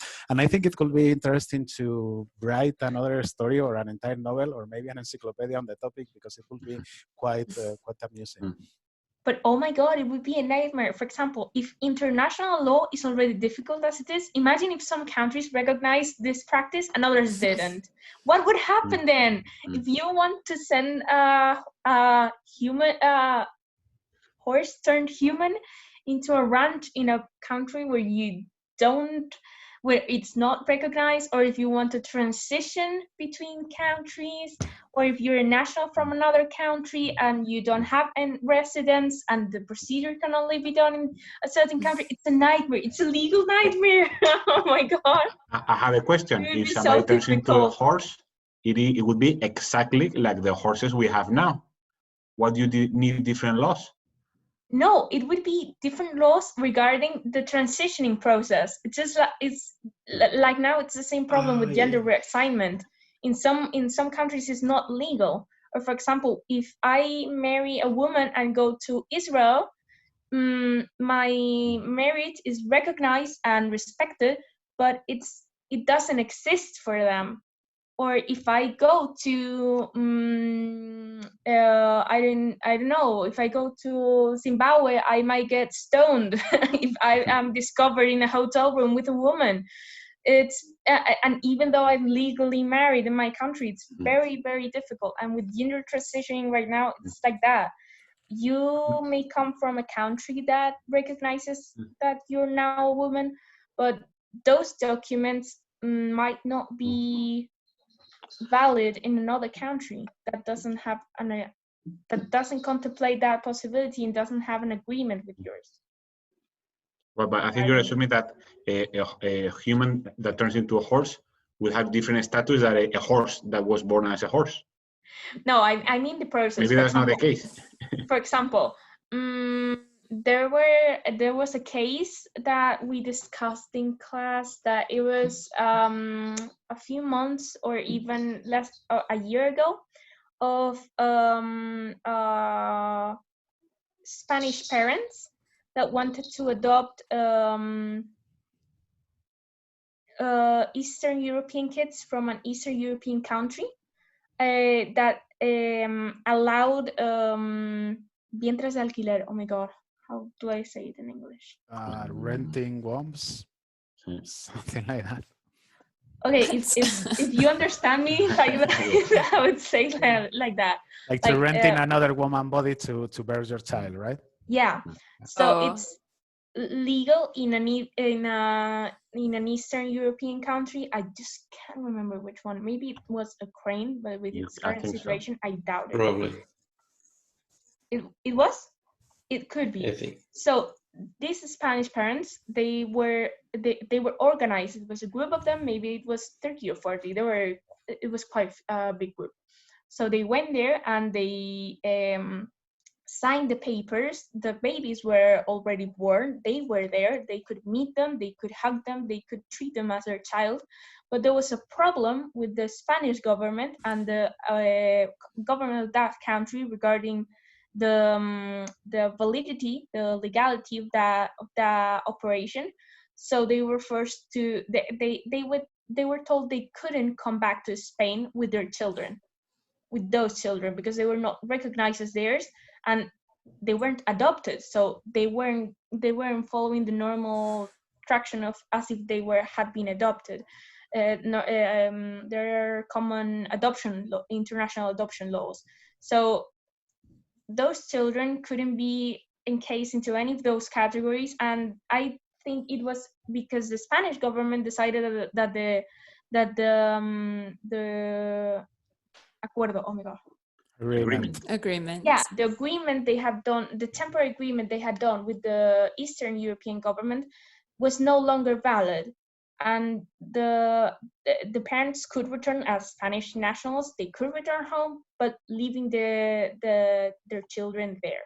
So it was a huge legal problem because the two countries couldn't come to a common agreement, and the parents were stuck there because they didn't want to leave their children and go to Spain alone without them. So And it was how it very ended? difficult. Don't remember. I'm sorry. I'm sorry. We discussed it in class, and it was still an ongoing topic, and I forgot all about it until now. I'm sorry. But yeah, I'm now curious as to, because it was a few months ago, so I mean the issue must have already been resolved. Well, it sounds like you haven't done much paperwork with the government of Spain. So a few Oh my months God, is no. nothing. Yeah, I think it's resolved in a few months. Trust me. No, but the thing is, not the paperwork thing. I mean, the parents being stuck there thing. Children. I mean that, not the paperwork. Yeah, but I mean, the parents should have been better informed.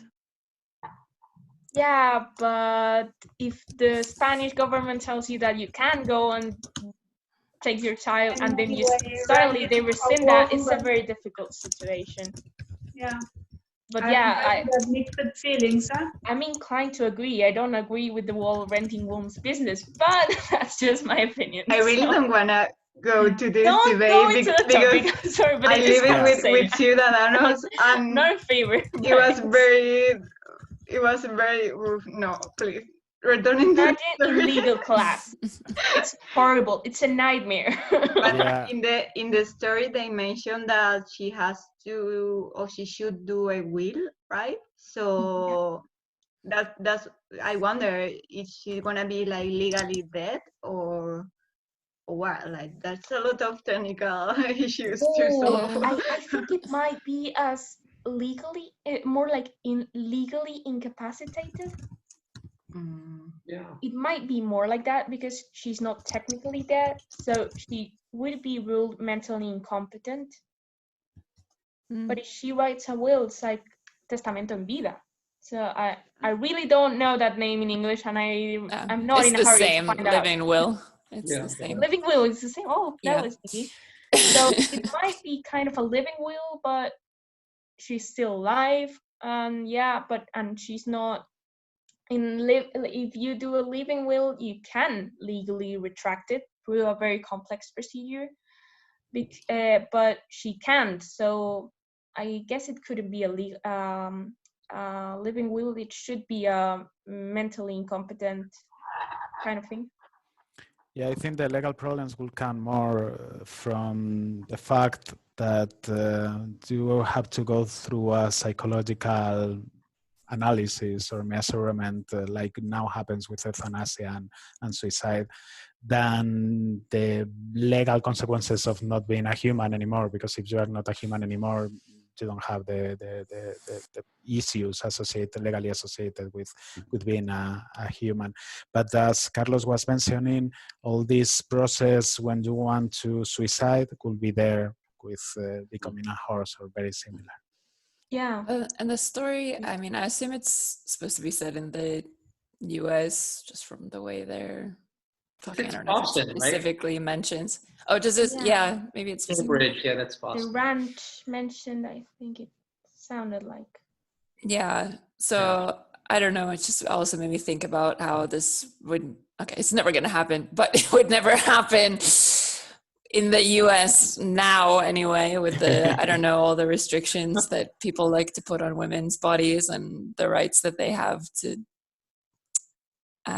take control over their own bodies, specifically because this process only works on women for whatever reason.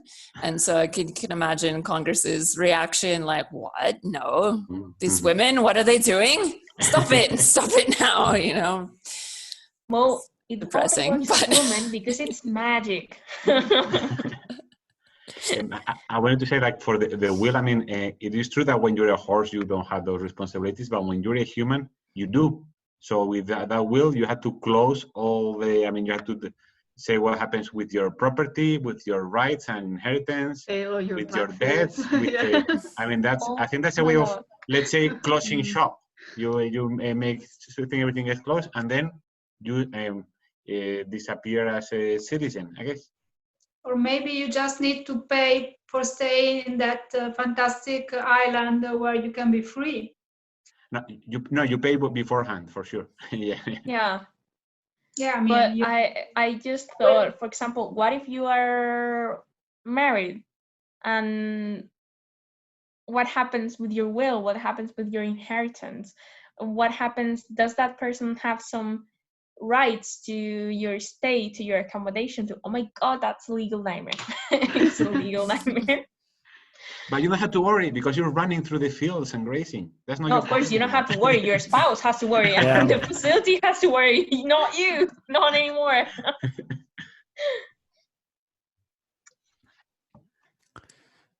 There was something. Yeah, it's worth thinking about. Yeah, something else that I wanted to add about the story, because there's a paragraph where two different topics are linked together. One was the meditation part that I think Clark was talking about before, and finding the God as being in everywhere, every site, every little thing, and that by becoming a horse, you are still part of the same thing because everything is the same. Everything is God. Although when they ask her if she believes in God, she says no, the person talking about this, which is the Spinoza part.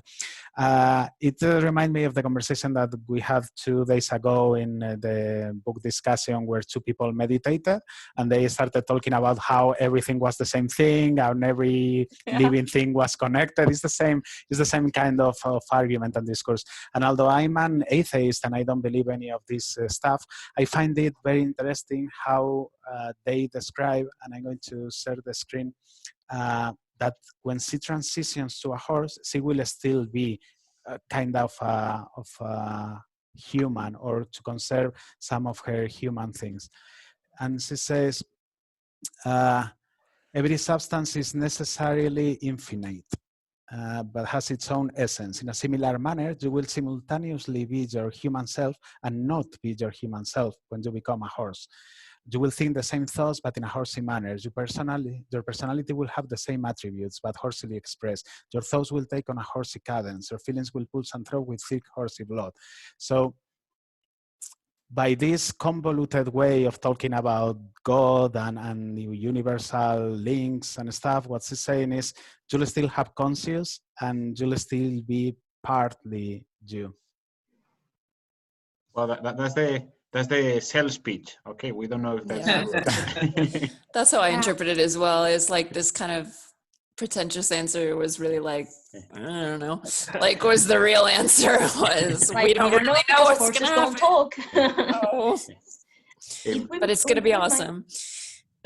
Reminded me because you were saying about meditation before. When I was reading that paragraph, I thought of the reincarnation theories of Hinduism, because they believe that depending on your actions, once you're born a human, you might reincarnate into a different animal, depending on, or a different being, because there are also inanimate beings, depending on your actions, depending on your choices, depending on your behavior.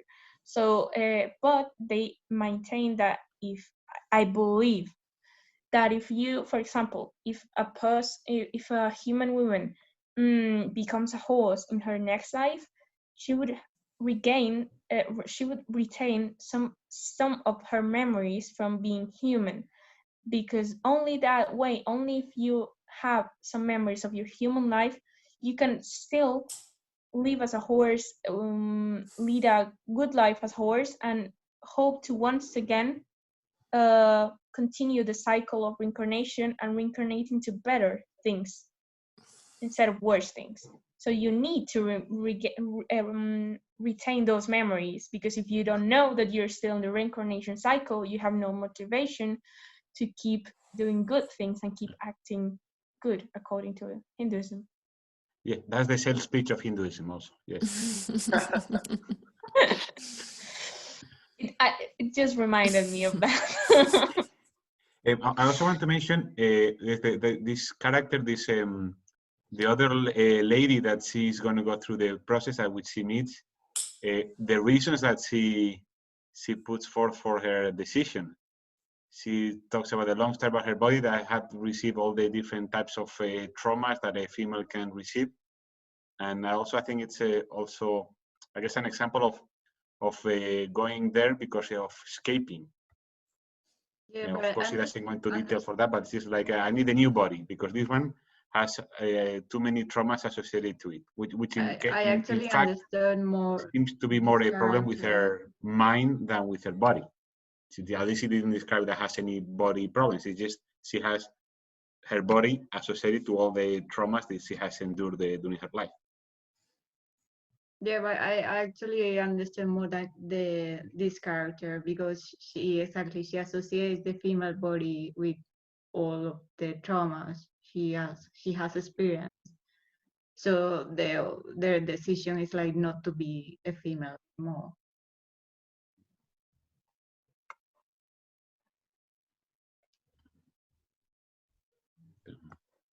Yeah, I mean, I think that's the main theme of this story is the female body and all the changes that it goes through. I mean, everybody goes through changes, but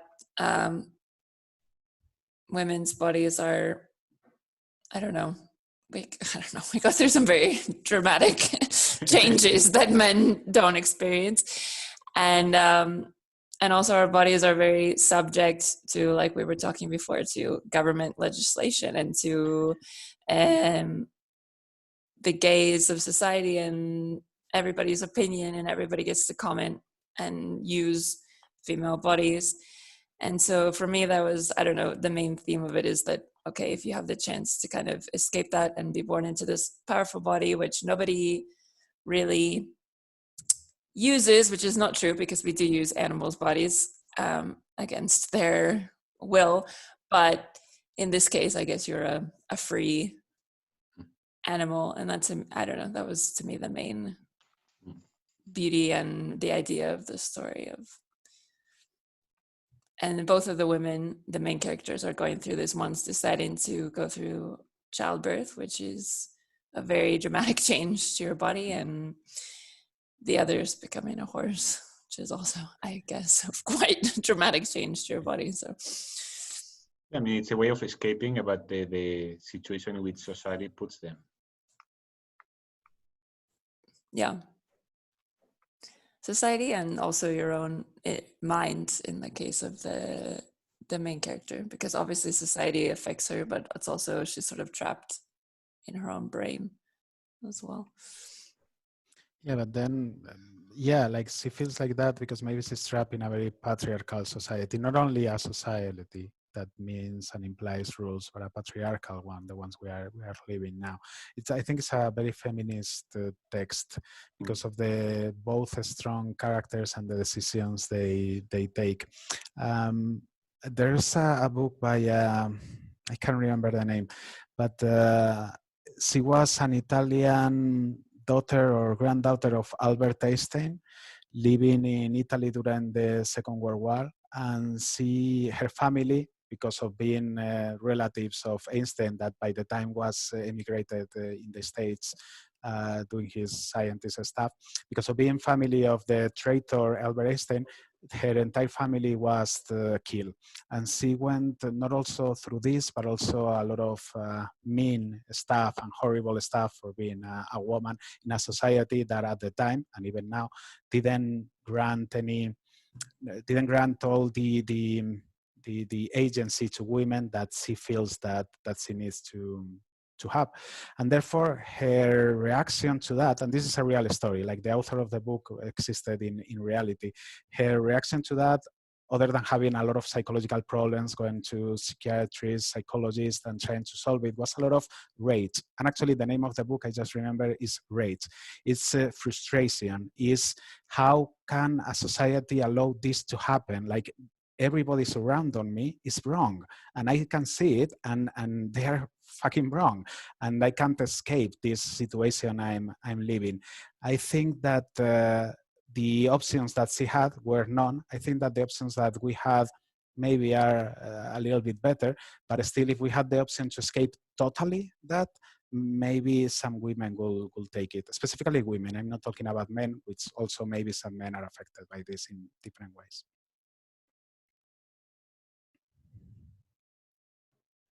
When I began reading this story, I was reminded of a book that came out not so long ago, like in this year 2020, and it is about in a near future in which there are farms in which women can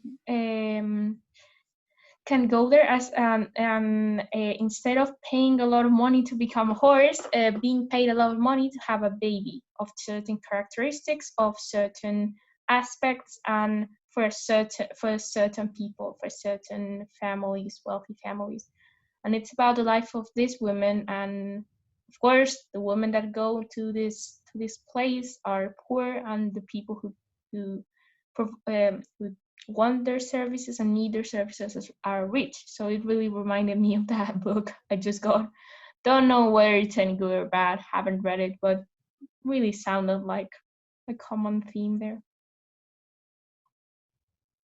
Yeah, in this case, it's the rich people, or at least well-off people, who have the option, well, as well, the transition, because like we were saying, I assume the horse process is not free and not cheap, and you're basically paying for someone to care for you the rest of your life. And also the friend who's choosing to get our hormone treatments for to get pregnant, and that's also very much not cheap anywhere, but especially in the US. So they're in the position where they get to choose what to do with their bodies because they're in a privileged position. Actually, thinking about that, I think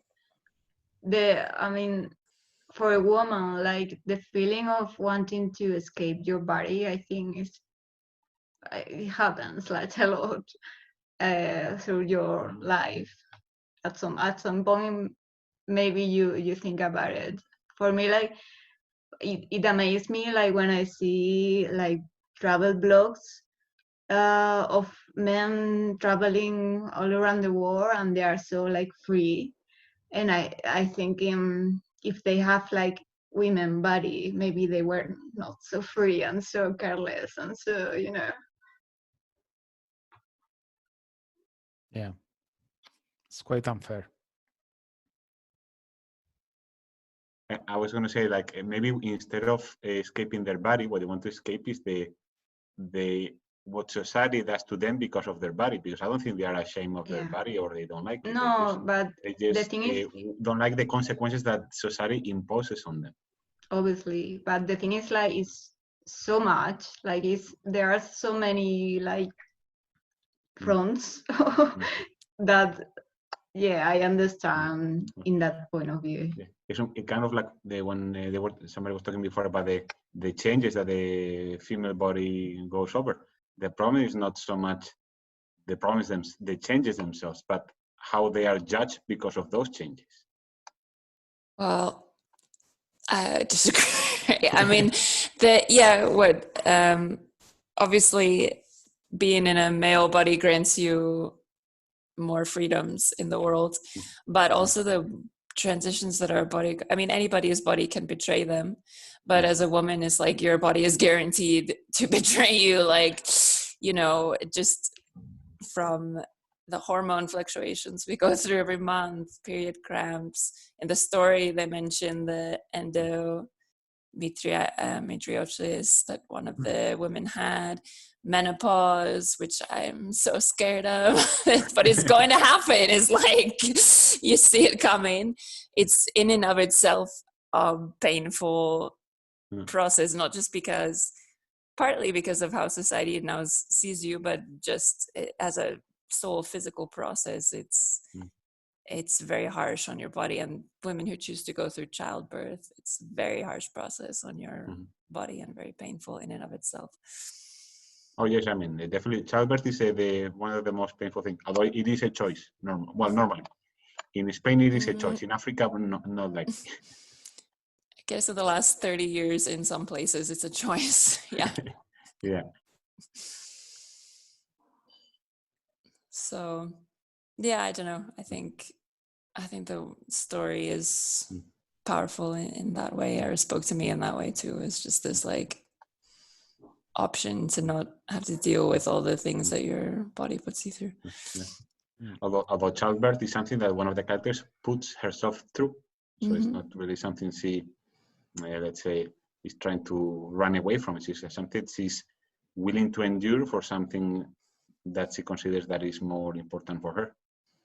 As always, it depends on the woman. There are a lot of women that would like nothing more than to have a child, even though they may be sterile, they may be unable to conceive, and are even willing to pay lots of money to ensure they do have a child, while others want nothing less than to have a child and spend all the rest of their lives trying hard not to to ever have the slip of the chance of getting pregnant by mistake, which is a very horrible thing, being pregnant when you don't want to be pregnant.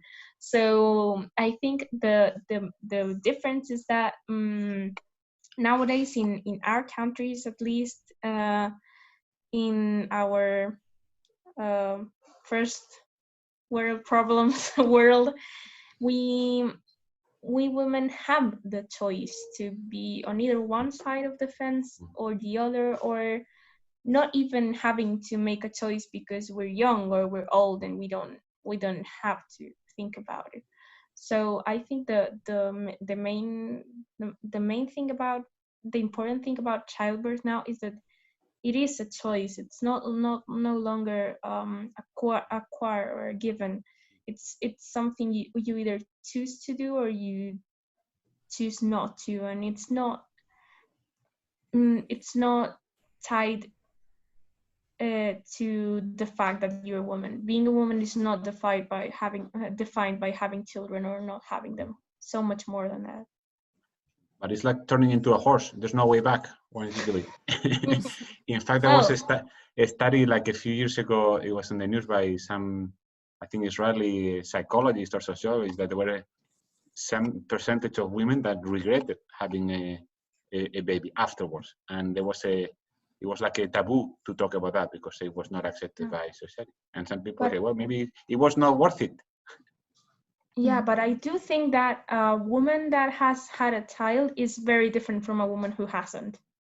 I think it's a life-changing experience. It can be bad, it can be good, but I think it's something different. I agree. I just wanted to mention before we end that I read some of the other stories in the book just because I read this one and I couldn't stop, and I read some others because I liked it, and they are also very good. They are worth it if you want to have a look at them. They are quite sexual, some of them, but in a very interesting way, and touches topics that are very human, and some of them a little bit of fantasy, like in this one. So it's a good mixture because it's reality and fantasy combined, and yeah, they are good. Oh, and the book that I mentioned before about this Italian woman that was killed, her family was killed by the Nazis, is Lorenza Massetti. Lorenza Massetti, and the book is Rabia. Thanks. Really intriguing premise. Yeah.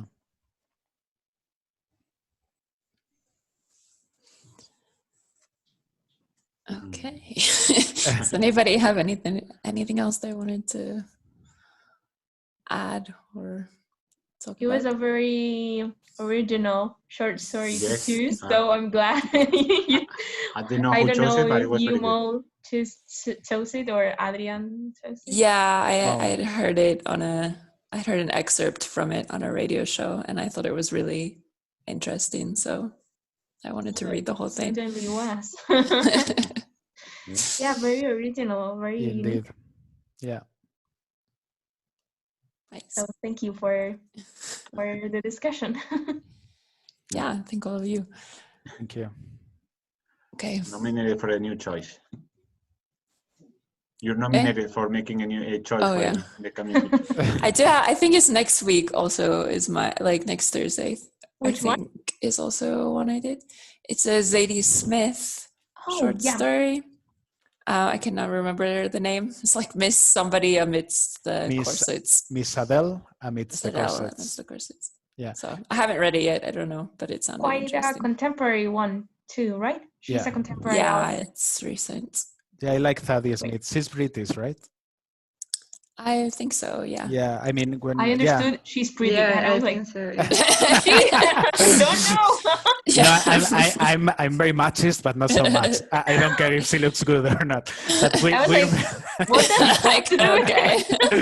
We read with the club a book by Thaddeus Smith, NW maybe, about London, and it was very interesting because he described London and the life in some part of London, and it was so good, the atmosphere, that when you stop reading the book by Smith and look around you, you were surprised that you were not in London, because that's what she transports you to. So I guess that the story can be good. Oh, I just looked it up, and I can say that Zadie Smith is quite pretty. Just so if anyone was wondering. Yeah. No, really, but yeah. We just had to clear it out. She has a very strong presence. Okay, then we will read it then. Okay. Yeah. Approved. Then we approve. We now are going to see if the authors are attractive before or No, choosing the book by the cover. About them.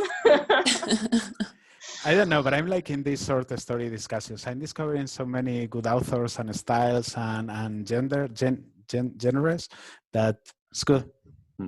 Yeah. Yes. Certainly never thought that I would be quarantined reading a story about a woman wanting to turn into a horse. That is very weird, but I like it. Right. We have read a lot of fantasy and science fiction, but still we are so shocked. I don't describe things of fantasy in a short sentence taken out of context, because it's like, what the hell did I just read? I don't know what. So this one was woman wanting to turn into a horse. So it sums it up quite nicely. I like the sound of it. It sounds like I read weird things, and that's cool. Yeah, something different.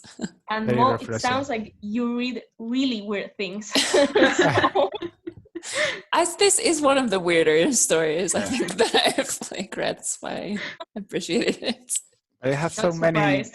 so many deep topics to talk about, so many discussions about humans and laws and feminists and everything. It was very good. Yeah, for example, in the last discussion about Dorothy Parker's story, I don't think Dorothy Parker, when she wrote it, imagined that people would talk about for an hour about meditation due to her short story. I think it was far from it, but that's what it's so cool and so funny about it. Yeah. I mean, the discussions end up talking about what we want to talk. They wanted to talk about meditation. I wanted to talk about religion. Like in this one, they wanted to talk about law, and we talk about law. And it's cool because we learn a lot and see different points of view. I wanted to talk about law. It's just that I think automatically about law, and that's the lens I see it through. Yeah. It's not by choice. I swear, law is boring for everyone else, even for us. It's boring. So, No. Actually, what the stories you were talking about was quite for me it's interesting. Yeah, it was interesting. Well, it won't be so interesting once I choose for a book discussion, Young Grissom book. You know Young Grissom, right? Yeah. He's the author who only writes about legal cases. Yeah. Oh well, but they are bestsellers. They are very easy to read and entertaining, right? Well, but they can be quite dragging once you read like the third case in a row about a lawyer that has to solve a case and has to bribe some people to get information, and then he has to win the case in court, and the opponent is this cool prosecutor, and it gets very tiring once you've read 30. Very tiring. But I like them either way. It sounds like a TV series on law. Yeah, I was thinking TV shows about lawyers are very popular. Many of them, mainly the fever for legal procedure TV shows has done a lot of damage, because you get to university, you're so excited, like, oh my god, I'm going to be a lawyer, like once in the movies. And then the first thing that I remember, the first thing when I got to university was I can't remember the question what it was. Oh yeah, it was a question in like what type of thing we wanted to do when we finished law school, and I was like, I want to be abogado de oficio. I want to be a lawyer that Trial was lawyer. free for people who can't afford it, and to defend people, for example, that have done things like in self-defense. And I really want to protect those kind of people, because I was naive and I was stupid, and now I only want the money. But and the teacher laughed at me in front of the whole class, and we were all stupid youngsters, but she said, for starters, the concept of self-defense is American. It doesn't exist in Spanish law. And I was like, oh, that's interesting. Didn't know about it. And everyone was like saying those kind of stuff, like, yeah, I want to battle against all the lawyers. And they were like, no, in Spanish law, you don't battle anyone. You just expose facts and hope the judge accepts your version over the other one. That's it. You can go home after that. So it was like, yeah, life is not like the movies at all. Well, it's a sales pitch also. Yeah, the problem is, if I was in American law, I would be so good at it, because I love arguing with people, and I'm so grilling that people just give up because I'm such a drag. But in here, it works. It serves no purpose, because the only thing you do is annoy the judge, and he would, out of spite, send you to hell. So not worth it. So I'm sure in the US it wouldn't be as much fun either as in the movies. No, I don't think it's as exciting as in the TV shows. For one thing, you don't always get to defend innocent people. Yeah, that's the first thing you learn. I remember some of my teachers said, it doesn't matter to you whether your client is guilty or not. The only thing is, who are you defending and who is paying your bills? This person, then this person is innocent, and you need to convince everyone of it. And you're like, that sounds good. Not the image I had in mind when I chose law, but yeah, that can work. So, but yeah, I hope it was. I hoped it was like the movies. The Like the movies made it movies. sound so cool. Like for example, there are several based on John Grisham books, like the Firm, La Tapadera, with Tom Yeah. Cruise. That is really good. I like that movie. You And know the Julia Roberts one, the Pelican Brief. the Yeah. Pelican Brief. El That is Informe very good. Pelicano. Yeah. Yeah, yeah. Really like that. It would be cool if reality was like that, right? So my dad was a lawyer, and he went into it largely because he really loved these kind of like procedural books and detective books and lawyer books. And he was a lawyer for 13 years, and he hated every second of it, and finally Oh my God. to That open looks not promising, but yeah. still. So but he also doesn't like arguing, so I think you'll enjoy it more than he did. I love arguing with people. What did he do? Did he turn into a horse? Yeah, no, he opened a chocolate store. Life. Much better than being a lawyer. There's actually I really got into a legal show that was I'm sure you know about it, The Good Wife.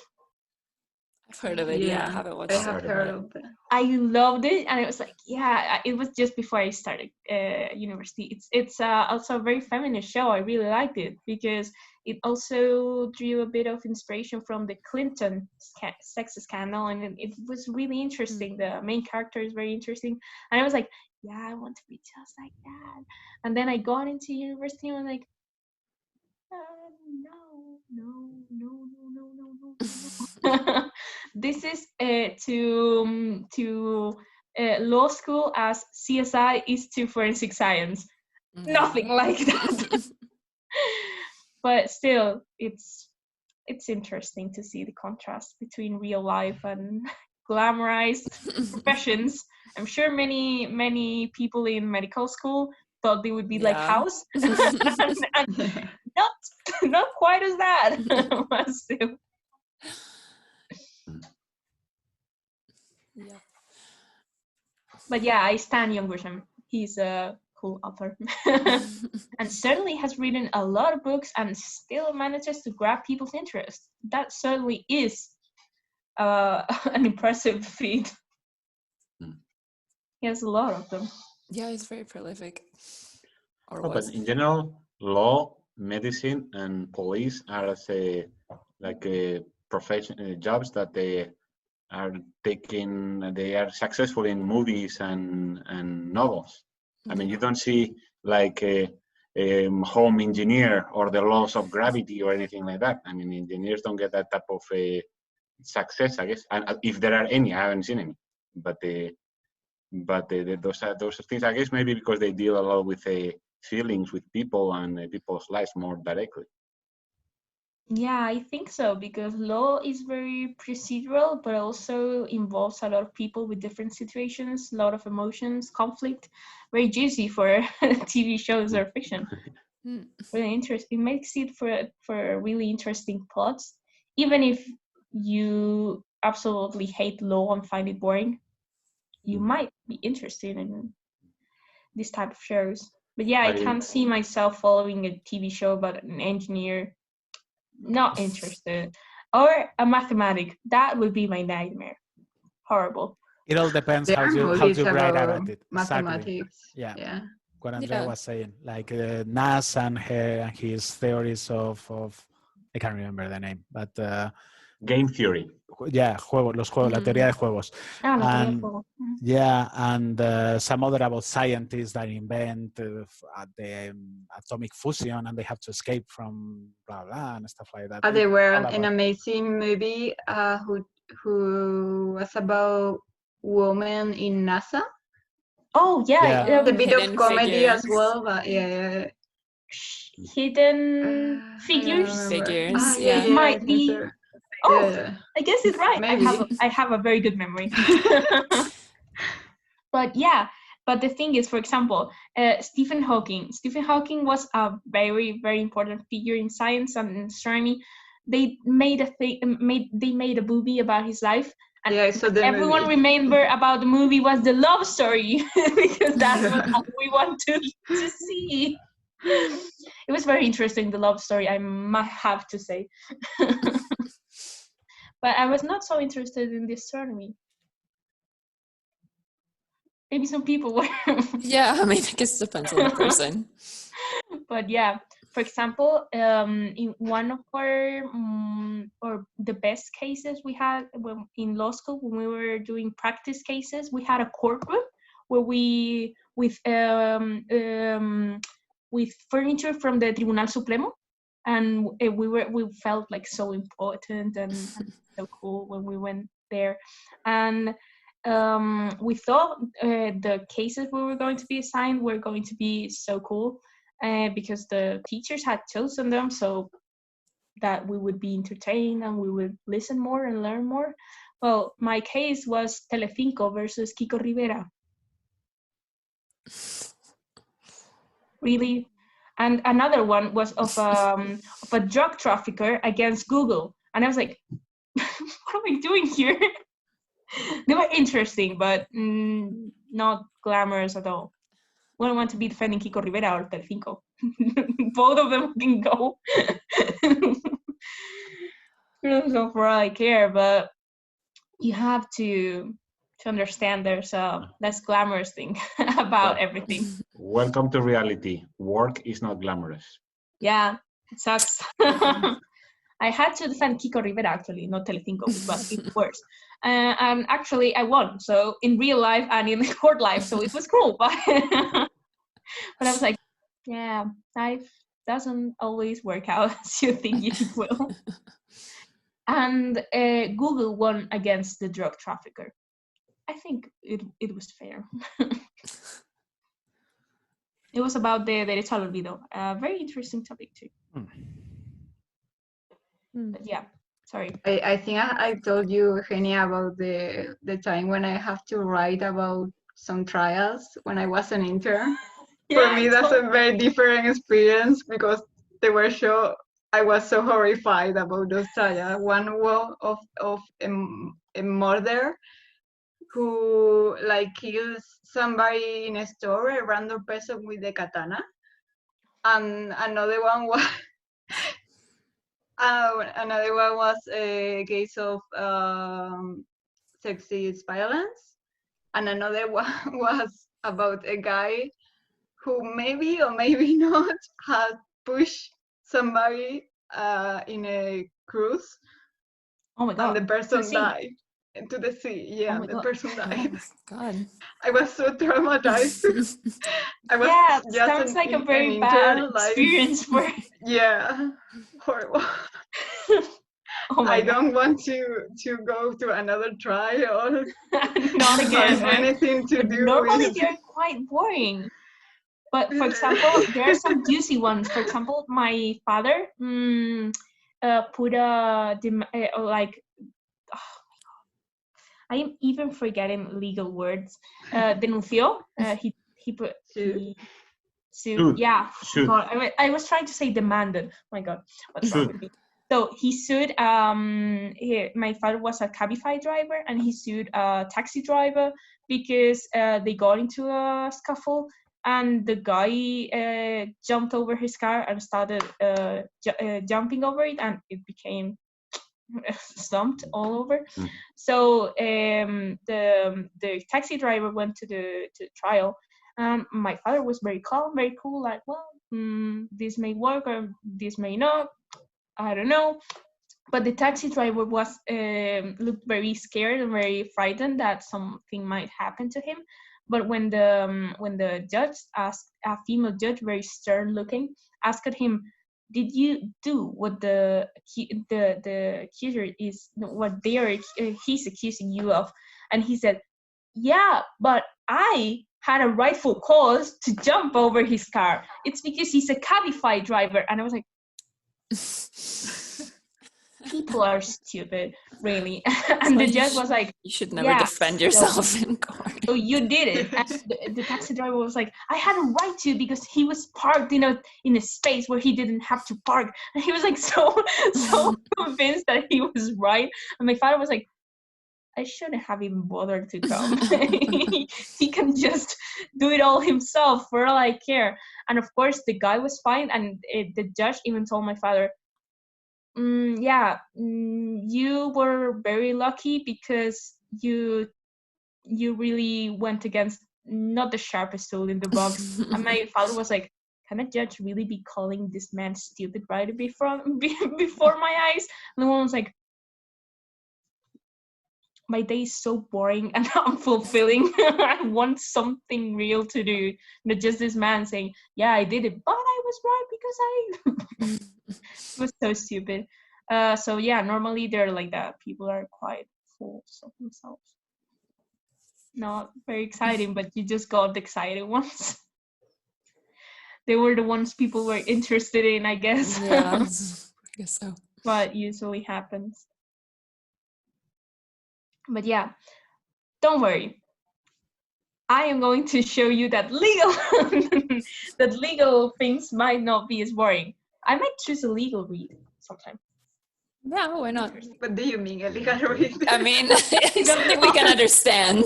I don't know, like a John Grisham novel, not a Sentencia del Tribunal Supremo. Don't worry. Because it's fine. I have read a lot of sentencias and they are so boring. No, like, no, usually please. quite that. But yeah, don't worry. We'll read an interesting legal case. I have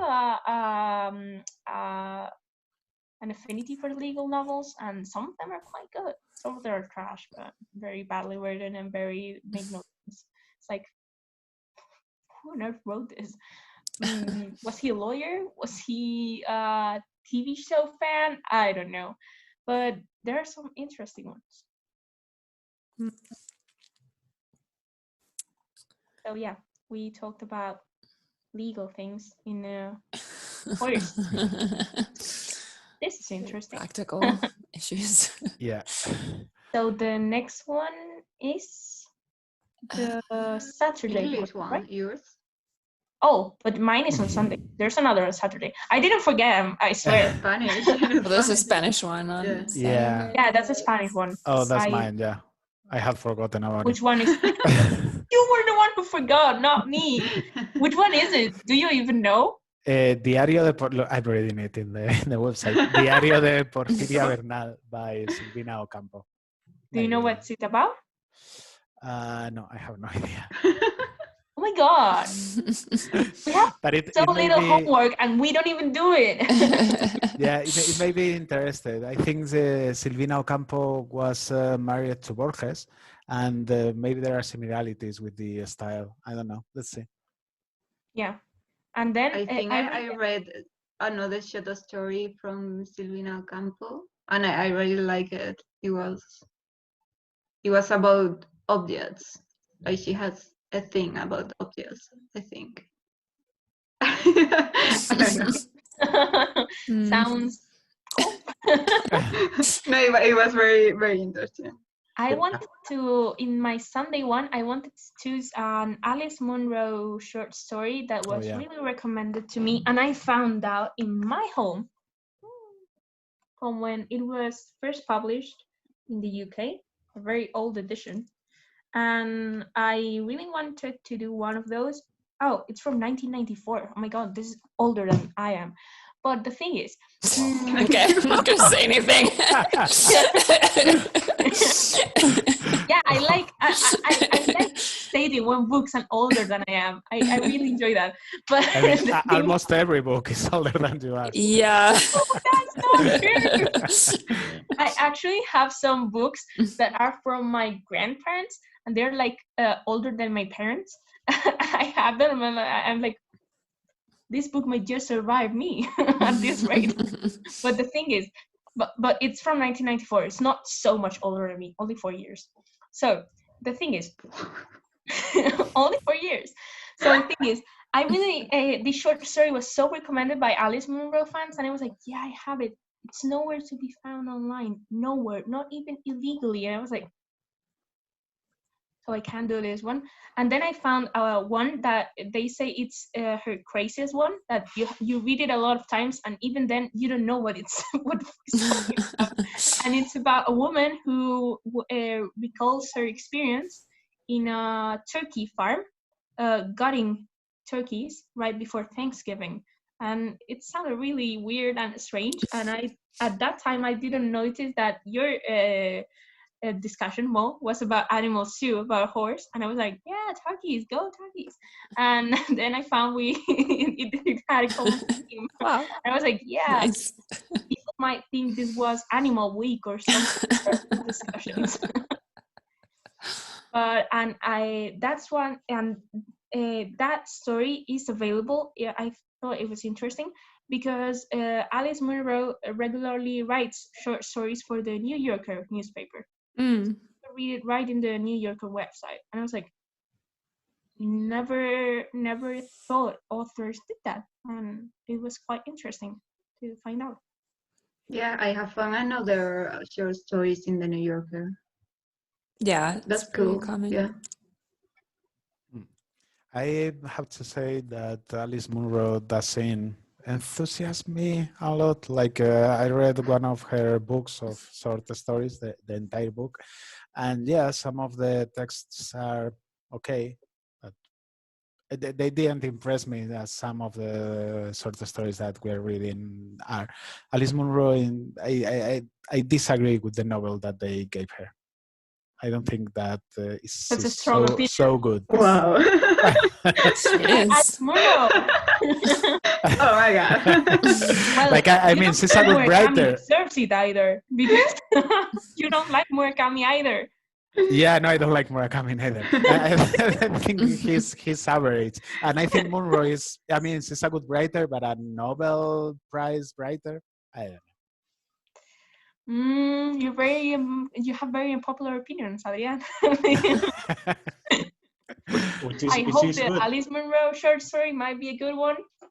Yeah, maybe yours. Maybe I'll impress you. Maybe my choice will impress you. We don't know. I agree. We don't know. It may be very good. I don't know. A turkey gutting farm sounds interesting enough to me.